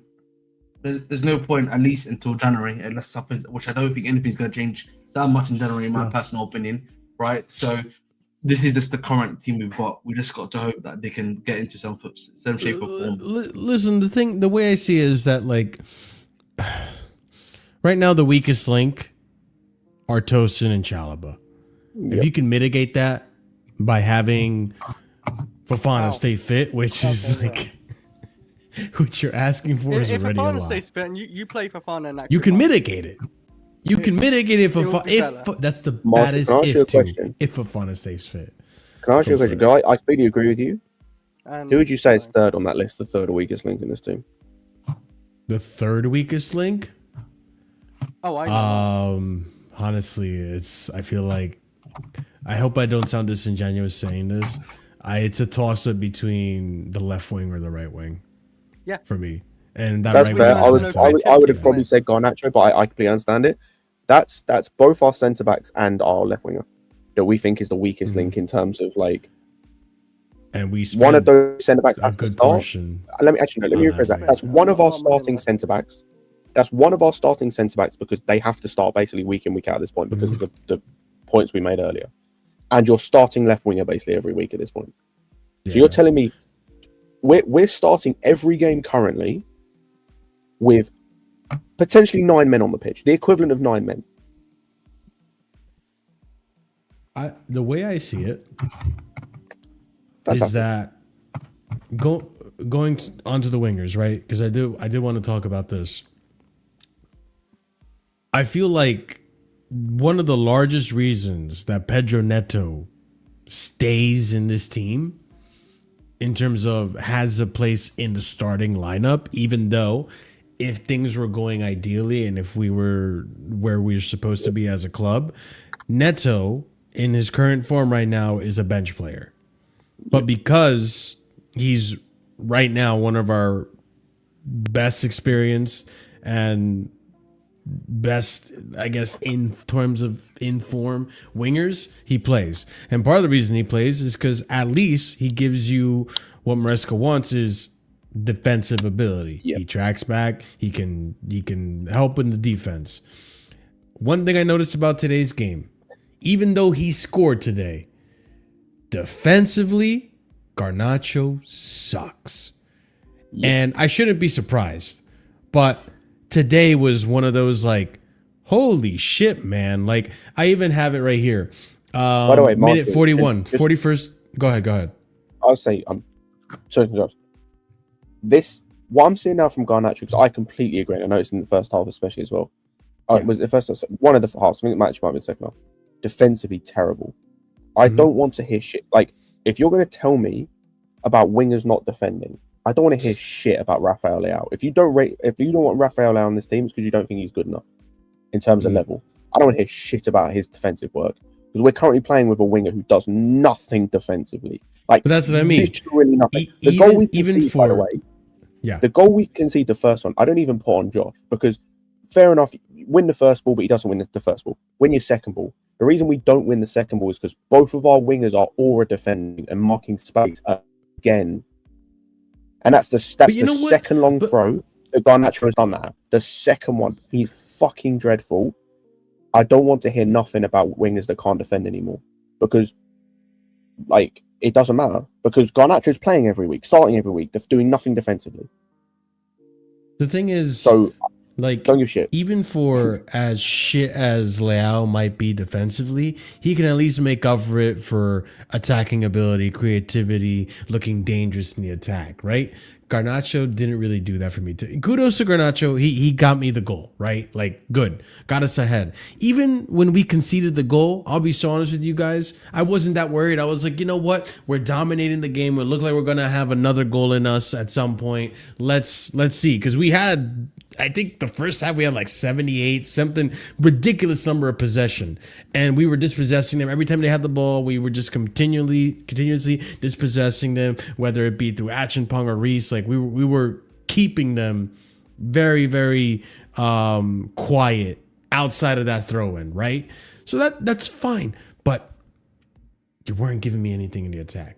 You weren't doing shit for me in the attack. You weren't clinical. You weren't doing anything. And Garnacho today, defensively, not good. But what makes me even angrier is there was one particular tackle. I think it was a tackle that Traore did, right? Where Traore does the cheeky tackle to win the ball, but Garnacho ends up getting a foul out of it. Traore wins it because Garnacho was too much of a bitch to take the 50-50 chance. Oh no, I know exactly which one you're on about. Away. We didn't even get anything. That wasn't a foul. We didn't get anything from it, and we shouldn't have done. Because Garnacho goes down like a bitch because he doesn't even commit to the challenge. I know exactly the one you're talking about. And that's the thing. That's the thing that Maresca was hammering home last season about you have to go in for those 50-50s. You have to go in for those challenges, because even today, there was Moises Caicedo today, right? There was a moment in that first half. He wins the ball up in the attacking third, and I forget who he lays it off to, and we do nothing with it. We do not. It was like one of those chances to like score, and we do absolutely fuck all with it. I think it actually goes to Garnacho on the far post, and he goes wide. It's like, you go for the 50-50s so you can have opportunities and chances like that, especially when this is a team that's going on the counterattack. I can't believe we've managed to get through an hour and 35 minutes in this review. We've spoken about the wingers, and we haven't even mentioned the Pedro Neto 2v1. With Garnacho not passing it to feet instead of passing ahead of him. Bro, that's another thing, by the way. And again, Alex noticed this, and after you mentioned this, I couldn't not see it. Are our players retarded? In terms of our players constantly want to pass to the non-strong foot of the player they're passing to. Like the amount of times that guys are like, there was one that Sanchez did to Achimpong's weak foot, he passed it to Achimpong's left foot under pressure, yes. And luckily Josh got out, and again this comes from his ability to just drive forward with the ball. But like, are you stupid? Like, the amount of times I saw as well, I think it was like Enzo or Caicedo passing to Chalobah's left foot. Like, what? Like, are you dumb? Okay. Like, so many players kept doing this to it, like, just passing they would pass the ball to either the person's weak foot, or they'd pass it in such a way where whoever got the ball had to stop the ball physically dead, kill any momentum that was had, to then, like, move it out of their feet. My thing is, my thing is, about the Garnacho stuff, is that I understand what you're saying, right? But I still feel like with him, I feel like with our other wingers at the time, right? I think they should be coming back for defense. That's all normal.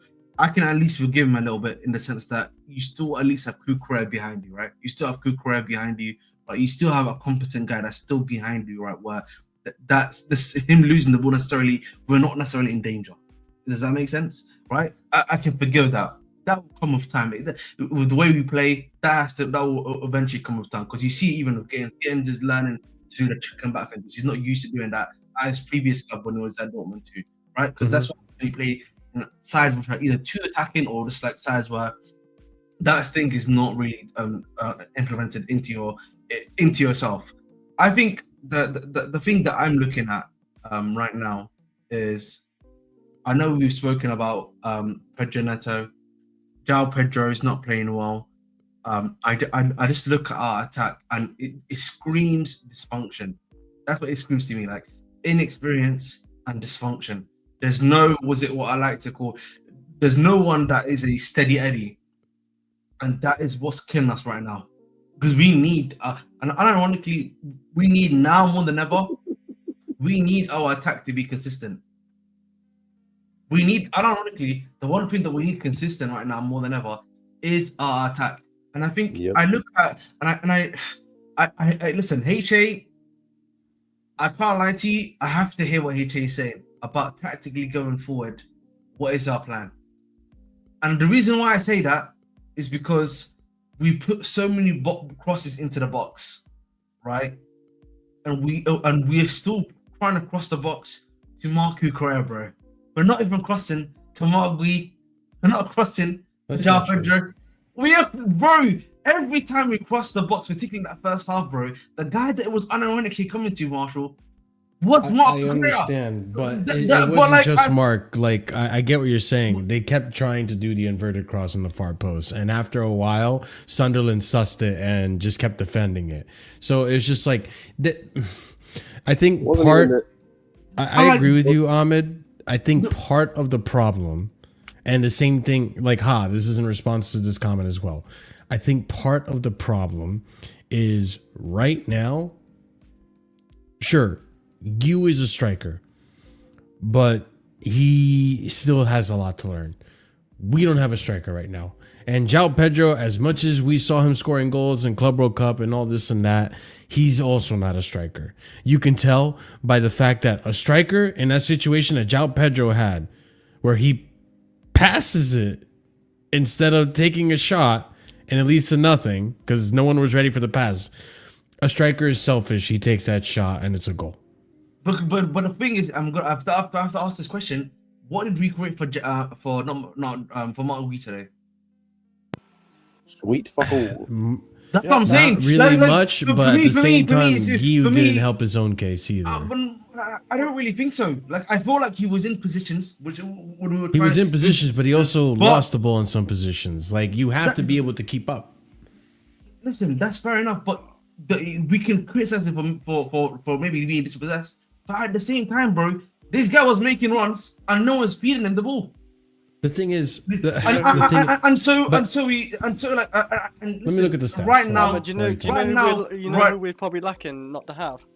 And what is it, Chris? You're gonna take out Palmer? Esteval. No. Because I know Palmer's injured. My thing for me also is Marshall, and this is another hot take here. This is another hot take out here. The way we play right now is towards the striker, bro. We play towards the striker. We are our team. Yeah, the way we trying to do stuff is to create for the number 9. Okay. We are not creating for the number 9. Let me tell you this. Garnacho and Neto on the wings is probably that's what number 9, a proper number 9, the type of number 9 that's going to stay in those striker positions, that's not going to drop down to build up play, none of that, right? A proper number 9 doesn't need too many touches to score, right? And I'm not trying to criticize or lambaste. You're not about an old school. Old school 9, which is kind of what Guiu plays like. He stays in those 9 positions. He doesn't really come to assist and build up play. He doesn't do any of that. He's waiting for the ball to score a goal. And that's where your touches are mostly going to come. They're going to be opportunities to score a goal. Again, I'm not trying to criticize Guiu. Yeah, I understand Guiu. I understand he's young. I understand he's learning. So I'm not even lambasting him. But if you give Delap the 10 touches that Guiu had today, one of them or two of them are at least shots on target or a goal. Because Delap has the experience to get in those positions, to get in scoring positions, and just have a go at it. Guiu today, when he was getting the ball, pass back or dispossess. Also, big up Nolly Tail for the 5 gifted to EPL Turf, Stoff, 50/50, Pels, SDFC, Benny, and I don't know who else got one. We'll read it off later. Oh, Johnny Bravo. Big up to you guys. Enjoy your memberships by Nolly Tail. But yeah, I just think if we had a striker, like an actual striker, we wouldn't be saying, oh, he didn't get enough service and this and that. Because strikers normally don't get enough service if they're the type of strikers like you. Marshall, did we create a chance for him? I'm going to ask you this question, honestly. No, not really. So how can we then just say... How do you solve that problem, Ahmed? How do you solve that problem? For me, no, but this is the problem I'm trying to come back to, right? This is like, because this problem is happening right now with the lap is coming back against Wolves. Happened to João Pedro too. We're playing Wolves next midweek, right? He's probably going to start. And we're playing Tottenham and Premier League. The reason why I'm bringing it up because Delap is probably going to come back to play his first game against Wolves. He's probably going to start playing games again, right? If we have this issue continuing where we are not creating for him, Delap is also going to be on 0 G8. Yeah, Ahmed, how do we solve this? How do we solve this problem? How do we solve it? I don't know, Chris. I know, it's Esteval. I'm telling you, like, I noticed a difference in that creativity when he came on. I do think Delap will have more of a good time than Guiu. I do also agree in terms of we've had, I said this earlier, we've had 3 strikers up front, not including Delap just because he's had limited minutes compared to the other 3. Or I've just noticed it less with Delap. We've had 3 different guys up front and we've had the same fucking issue every time. That's a system issue. So I do wonder if he's gonna have the same issue. But I would like to see him with like Esteban has to be starting every game from now on. I want to see like João Pedro, hopefully when he's like he has better games than yesterday, him, Esteval, and then like our 3 behind a striker when everyone's fit should be João Pedro, Palmer, and Esteval. You put João Pedro on the left, you put Palmer in the middle, you put Esteval on the right, you have Kukurea overlap. There you go, problem solved. That and then you tell and then you tell one of Gittins or Garnacho, you play rock, paper, scissors, loser holds, doesn't even make the bench. And then Bro, you put Neto, put Neto in that conversation, in that rock, paper, scissors, shoot competition. No, he makes the bench just because he's better than the other two currently. Oh, you're talking about making the bench, not starting line. Yeah, no. Because I agree. I agree vehemently with what Scott's saying. Our best attack when everyone is fit. You have Delap in the striker. You put João Pedro on the left, which he can do, and we haven't seen much of. We saw a little bit of it today, but we don't see much of him on the left. He's able to do that. He has done it in the Club World Cup as well, remember? Yeah, it's just play him off the left. I'm gonna break EPL Taf's heart here. I'm gonna break EPL Taf's heart. But before you break his heart, but this is Ahmed. I agree with this. We see Arsenal, who everyone is saying best team in the world, best center back pairing in the world, all this and that, all the waffle that I hate to see from Arsenal fans. But you know what? I can't say shit because they are winning games 1-0. Today we were winning. We were winning 1-0. What did you tell me just 5, 10, 25 minutes ago? He's never gonna play Achampong and Hato.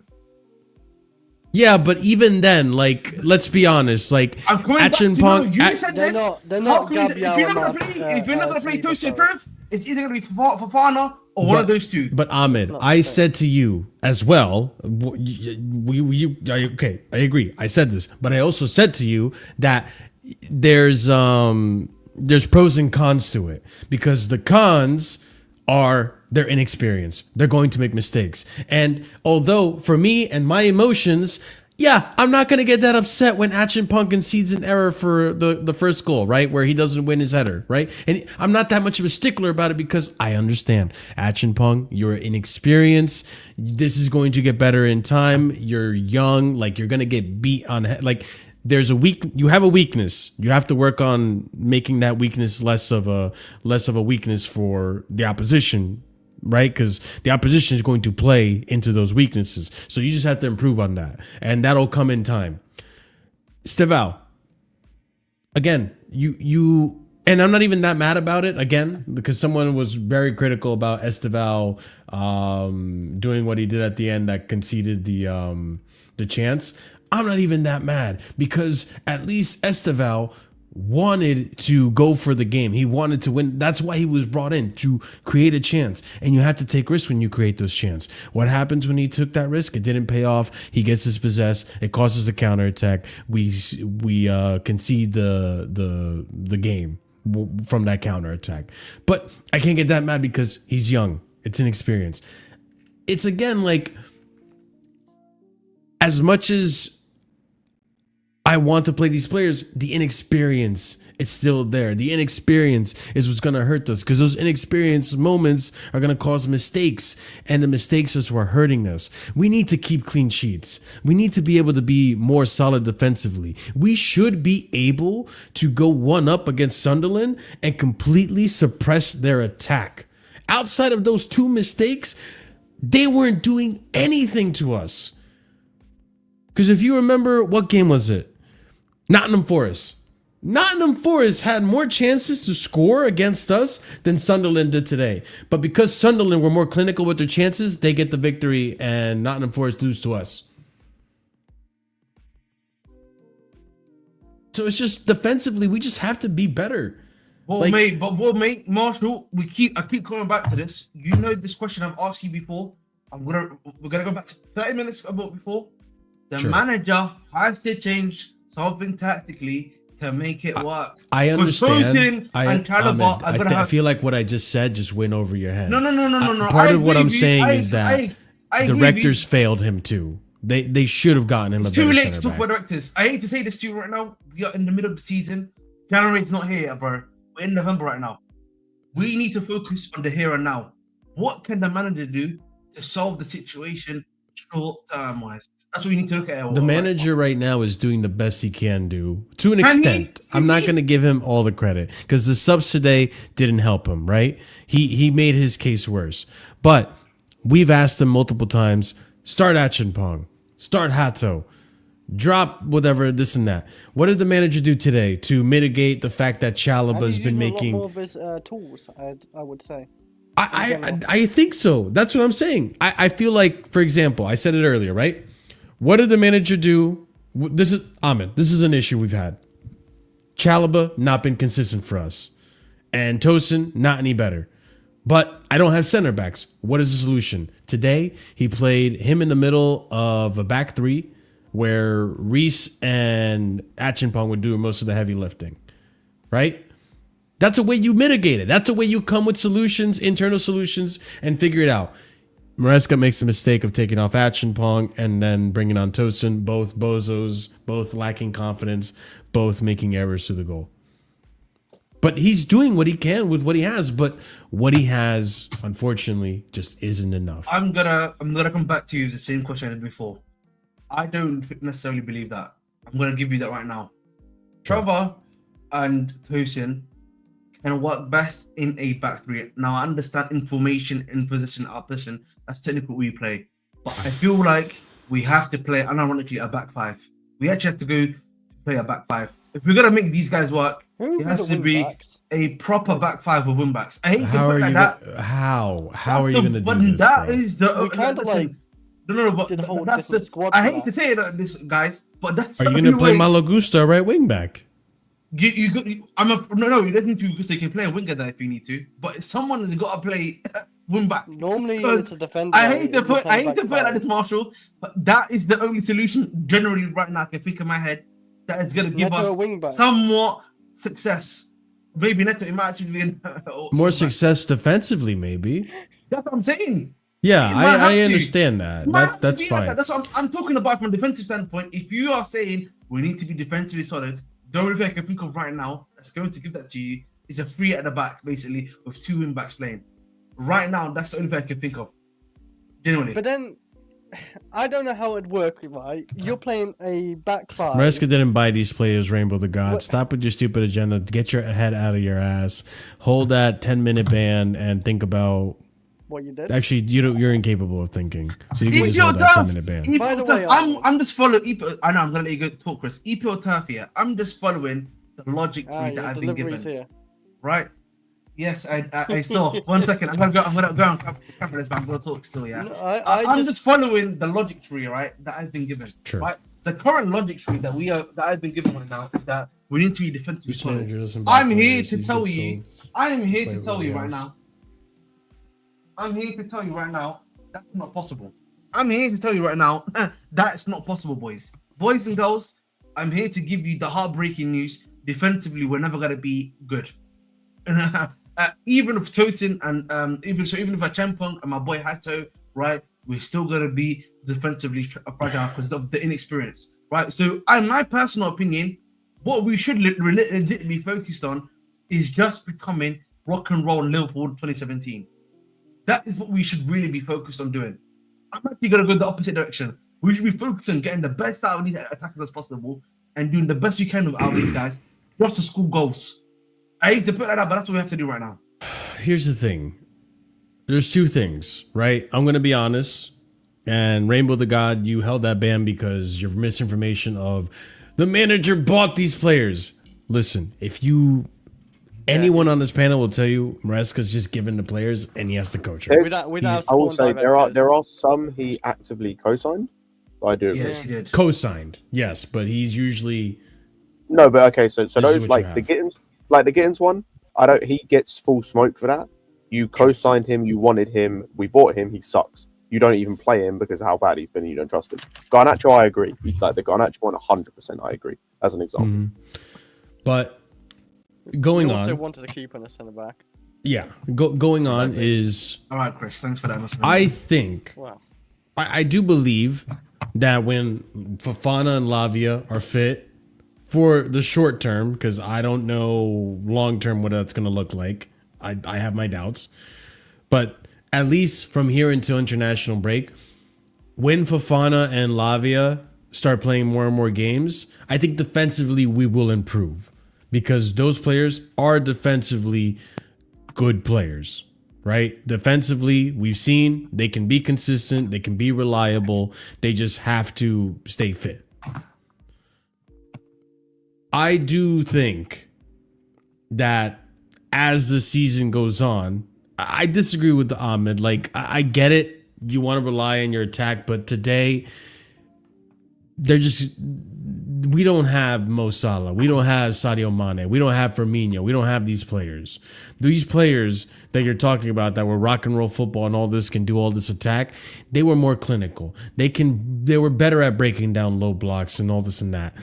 We struggle with that. Without Cole Palmer, especially. When Esteval's not starting, especially. We struggle defensively. We struggle defensively, but which one is better right now? Which one would you argue has much better pieces in place here to at least Ahmed, I would argue that we are trying to be more attacking, but this is what we do against low blocks. We just suck. But then if that's the case, then you have to also listen. Then you have to look at the tactics too. What is the Gaffer's tactics? I'm not trying to bring this on Maresca, but you also have to ask the question, Maresca, what is your tactical breakdown of a low block too? Because he also has to take blame. He tried to. He has to take blame in the sense that tactically, what are you doing, mate? We were doing good about getting into good positions, but there was this is okay. Just to put into perspective, I think today's game tactically is more down to the players not being clinical and not having enough bite than it is Maresca and how they set them up. Because I think today, and Chris, tell me if you agree, I think today, Enzo, João Pedro, these players in general were getting into positions where they could attack. Even today, where Cucurella was inverting and tucking inside and doing 1-2 with Garnacho. Right now, he has been a criminal going forward this season, you know. I'm not even going to cry.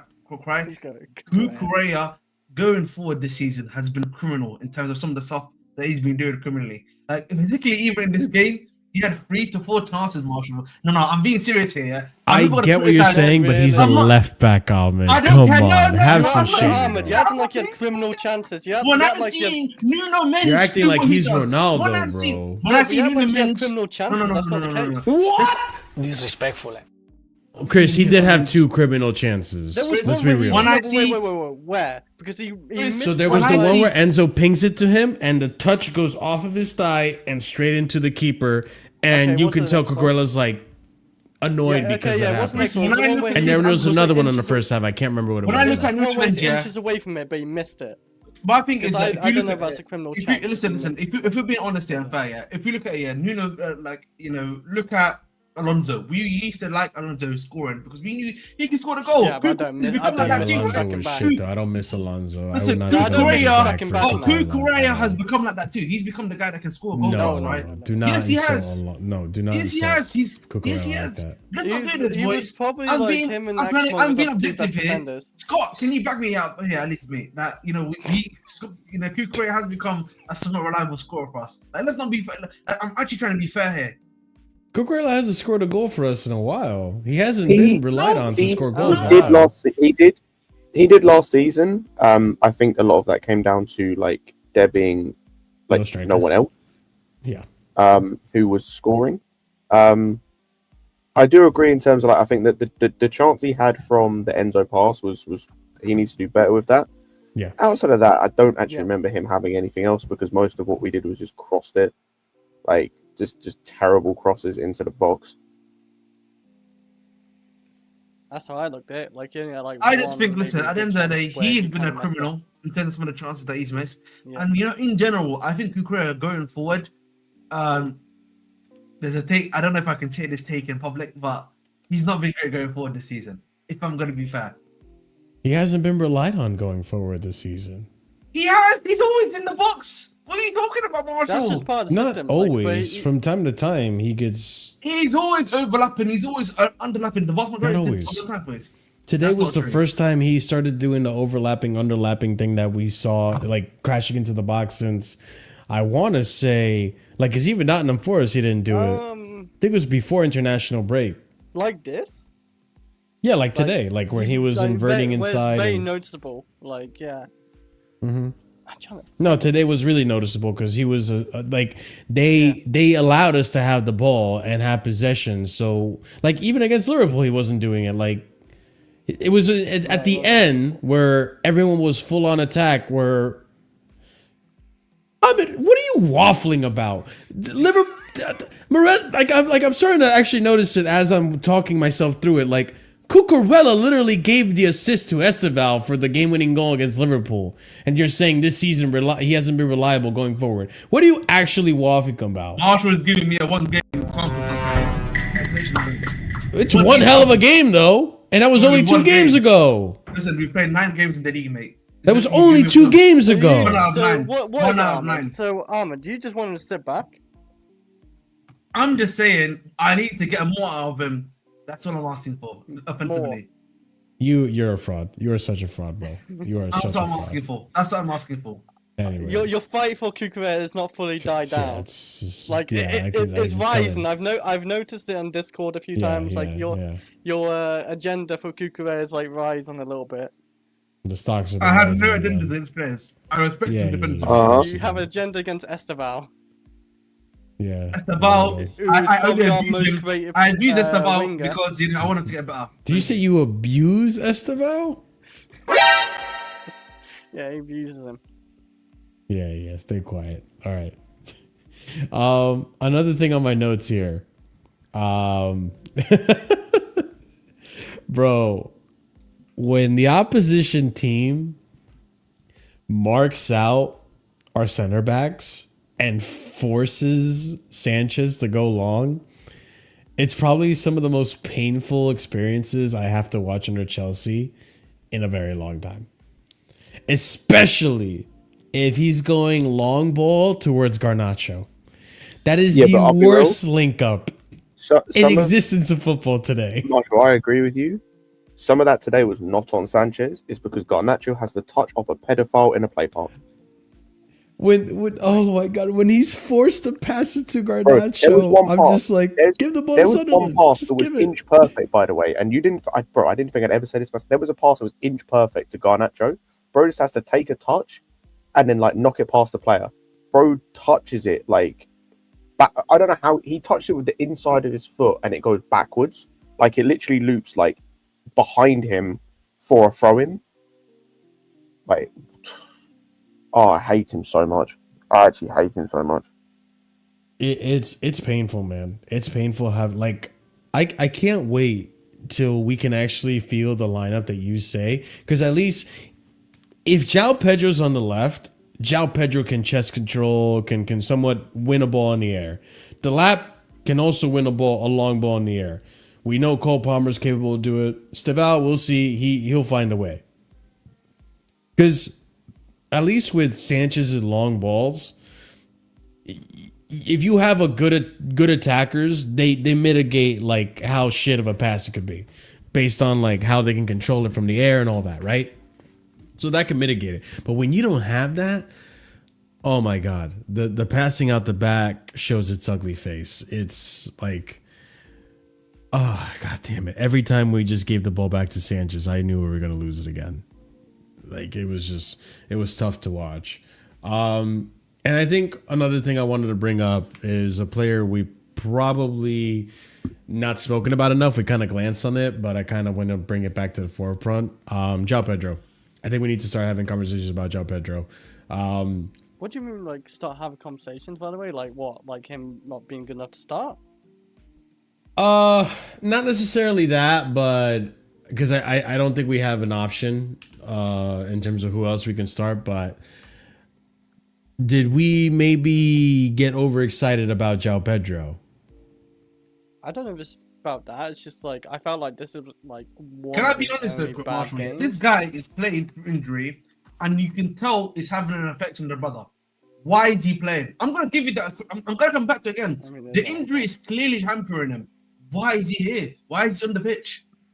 Why are you? I'm sorry. Like, my problem is, it's easy for us to talk about, 2 seasons ago. Remember when Enzo had that hernia problem that he was playing through, and he was playing like shit, like essentially a good half season. You remember that, Marshall? Mm-hmm. Right? And we saw how poor of a level that gave us. I don't know what João Pedro is dealing with, but he clearly is not giving you what you need right now. Let him sit on the bench, bro. I'm sorry to say that, but that is the best. That is the best thing. That's best for both him and us as a team. Wait, why would he stay on the bench if he's maybe like You can sit behind the bench, whatever, Chris. Same thing, stupidity. mate. Thank you. Absolute stupid comment. Like I can't. The amount of. Never mind. Let me not say it. I don't know. I just thought like the last like 5-6 games or whatever in strike, I don't think he like played badly. Like when he did the link up, he was fine. He just didn't really get the service today. EPO Turf was not a big fan of him, by the way. And you know what? He's fair play to him. He actually was saying this at the time. I can't even hate on EPO Turf for making this. To be fair, neither was I. Like when we signed him, like, I think he's better than I thought he'd be. Yeah. But I didn't want him. I just felt like today was like his one bad game. Like the games at strike, I couldn't really blame him. And when he did get the ball, he was fine with it. Today, he wasn't good at anything. Link up, bad, like passing. He wasn't in the right places. It's just like that one pass as well he did against Garnacho when he's running in. He passed like behind him basically. Yeah, like this was definitely his bad game. Just the other games, I can't really say he was like awful. It's just he didn't get the service, and yeah. I'll say this. On the bright side, Delap is eligible to play against Wolves midweek. I don't think he will. I think he'll come off the bench for some minutes. But if what's true, what Enzo's saying is true, that the injury João Pedro has right now is probably hampering his performances. If that's true, then I want to see Delap get good rotational minutes to give some rest to João Pedro so he can recover, and let's see if he improves. Hopefully what you don't do is play them both together consistently, constantly, and then João Pedro never gets better. So it's one of those situations where, all right, maybe a solution does come in the horizon in the form of Delap. I'm not going to sit here and say Delap is going to be our messiah, but I do think that in terms of attacking ability, in terms of a striker, he's our striker. And he can, take those chances, take those shots, be what a striker needs to be. João Pedro, he wants to build up. He wants to link up. He wants to pass and samba, right? And I appreciate that. But it's just not been there lately. And I don't think today helped his cause at all. I guess, is there anything else we should talk on before we close this out? I think we touched on mostly everything. The only thing I want to say, I kind of touched on it earlier, but I just kind of want to reiterate. I think going forward, it's not going to happen, by the way. So like me saying this is almost pointless, but I just want to have the conversation about this. Sure. There are certain players in this team going forward who need to be first name on the team sheet. Like, there should be no argument about them playing. Number one is Josh Achimpong, should be starting every single week. I don't give a shit. Number two should be Esteval. Fit whoever else you want. Obviously, there's others like Caicedo should be starting every game. Reece James for everyone he's fit for. Cucurella. But those guys should be playing. The other guys, your Netos, Garnachos, any of the fucking centre-backs, whatever, fit them around. I don't care. But those two players should be starting every week, and you fit everyone else around. Because, like me and Ahmed said earlier, and I've said before, like, if this is just a developing season and the start of the road towards going towards a title challenge, these guys are going to be two guys with the way they're playing. They're going to be pivotal to that title challenge. So play them so they develop. They're not going to do nothing for you sitting on the fucking bench every week in the league. Mm-hmm. I don't care about them playing against Ajax, who stink, or Karabag in a week's time, or in a cup game against Wolves. Like, even though, yes, I want us to win the cups, respectfully, I don't give a shit. Like, we need to get top four. So these guys need to be playing in the league. I don't disagree. At this point, just give it more time with the young players. Let's see what they can do. Because again, they're offering solutions right now that I'm not seeing with other people. And I mean, it could be one of those situations where Chalobah's just better at the end of the season than he is at the beginning. It seems like the last two seasons, his best moments in the season have always come in the second half. So maybe sit Chalaba out until you really need him until the second half of the season where maybe he picks up form. I don't know. I mean, it's lucky But- Fofana's back. Yeah. I need don't know how- Fofana. I can't believe I'm saying this. I need Fofana to stay fit. Hopefully. I don't know. Should I go out and play the lottery, guys? Like, I don't know what's a better chance, Fofana staying fit or me winning the lottery. I feel like if he does get injured, get a nasty big injury, we just gotta try and move him on because we just can't keep relying on Fofana. Oh yeah, I forgot about Badishile. Badishile That too. too, man. This Like guy. if he gets getting injuries, he needs to go too. With He's out till Ferguson. December, Chris. Just FYI. Really? Yay. What happened to him? Yeah. What? Like was that Liverpool game? He died pretty much. Rest in peace. He gave us everything he He's had. died in that until Liverpool this. He's game. died That until Liverpool half, December, bro. He gave everything. Yeah. He gave everything he had. He and sold his soul for that Liverpool. It was a good service by Badashile. Time to go. He's like an anime character, man. Just gave everything. Gave away half his life just to put on that performance. Sacrificed half a hamstring just to put on the performance he put on, bro. Fucking Christ, man. Oh, man. Well, New center backs. it's so annoying because I was hoping with a victory today, 4 victories on the trot, we can build some momentum. And it's so frustrating because Scott, Ahmed, Chris, CP, all of us will tell you, after that Liverpool game, most of us had chest. We were like, okay, cool. Yeah, but now This you look team at can Liverpool, beat by the way. Look Liverpool. at Liverpool. 4 losses, 5 losses in a row for them. They lost again today. 5 losses in a row, today? 4 in the league. Yeah. Yeah, they lost again. So it's not really looking that special now, us beating them. I'll be real. I didn't realize lost. they No, lost. they're like 2 points They ahead lost of Chelsea. 3-2. right Yeah, now. they lost 3-2 to Brentford. Yeah. It was 1-0 when I was watching it. What the f? Yeah, it went Oh 3-1. my I think 2-0, then 2-1. No, it went 3-0. I think it went 3-0, did it? Yeah. Did it go 3-0? Oh, and it went I hate to say 2-0. this. It went Yeah. 2-0, then 2-1, then 3-1, then 3-2.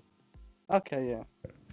I Oh, am do you know what I'm hoping- pissed about as well? On a side note, bro, I Go took for Isidore and Salah out my fucking fantasy team today or Well, yesterday, I kept Salah. and they both scored. luckily.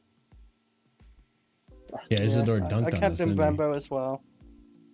I've done pretty good Yeah. actually. Most people in the fantasy right now got like 10 or less. I I got wanted 30. to drop João Pedro so badly. I should have. João Pedro, yeah, I think I need to drop him. Sadly. He was a good But- buy too, man. 7 million. He was, but until the lab comes back, 6, until this 7 team games without gets GA, better, man. it's It's just, killing me. it's been rough. Listen, guys, remember, we used to complain about Nicholas Jackson, and we're in this similar situation. I'm not saying João Pedro's as bad as Nicholas Jackson, or Nicholas Jackson's as good as João Pedro. Normally, but, I will like, say João Pedro for Chelsea's been quite clinical when he's had his chances. So he's not had chances. And today he did have a chance and he decided to pass it. So it's just yeah, like, what are we I doing, couldn't man? believe it. I was like, "What are you doing past that? You have a 1v1." He's not a striker. He's not a striker. So He's like, he's like a he can play second striker. He can score striker. goals, but he wasn't thinking about scoring a goal. A striker thinks about scoring a goal in that situation. That's what I'm getting at. Well, he's not clinical. That's a striker yeah. move. It's just frustrating, guys. So we'll leave it at that. Our next game is against Wolves in the Cup. So hopefully, listen, we have some games where we can pick up some form and just consider this a blip. And listen, Ray Allen, I agree with you, but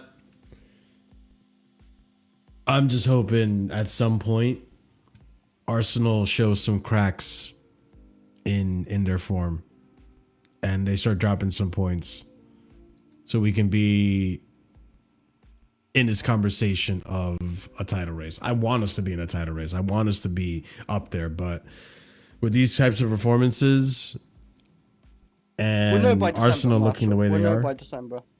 That's when Yeah. we'll know if we're gonna be in your head a title race or not. And Yeah. it's not looking good. Yeah, it's not looking good right now, especially with the form that Arsenal in right now. I I'm swear not to going to God, get bro. scared because the season is 38 games, people, and not just 8 or 9 For me, today. that's where you judge it though. It's in December time Mm-hmm. roughly, or just before it. You can see where you're heading. Yeah. But we'll see. We'll see, because that Arsenal game could change our season as well. That's coming up very soon. We gotta get there first with like enough points. Yeah, exactly. But yeah, people, that's gonna be it for us today. Unless you guys have any final thoughts. Don't fuck it up, Everyone in your next game. One word.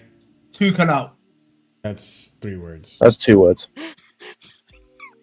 To Kel is 2 words. Two cow. Too short. Oh boy, Ahmed, what a fraud. All right, boys, we're gonna end it right there. Big up to every single one of you. Thank you so much for coming on. Yeah, we'll see what happens. EPL turf, the season is still long, but we need Chelsea to not be dropping points like this anymore.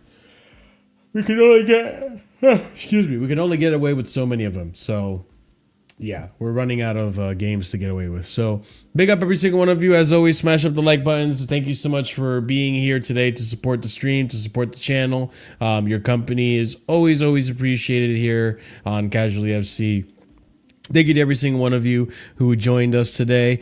Be sure to smash up the like button because it helps out the channel tremendously. Be sure to also subscribe to the channel if you are new here. We're on our way to 5,000 subscribers. So help us get there by joining memberships. By hitting that subscribe button. Hype up the video as well, because the video hyping does help out with the YouTube algorithm and getting us out there more for people to view.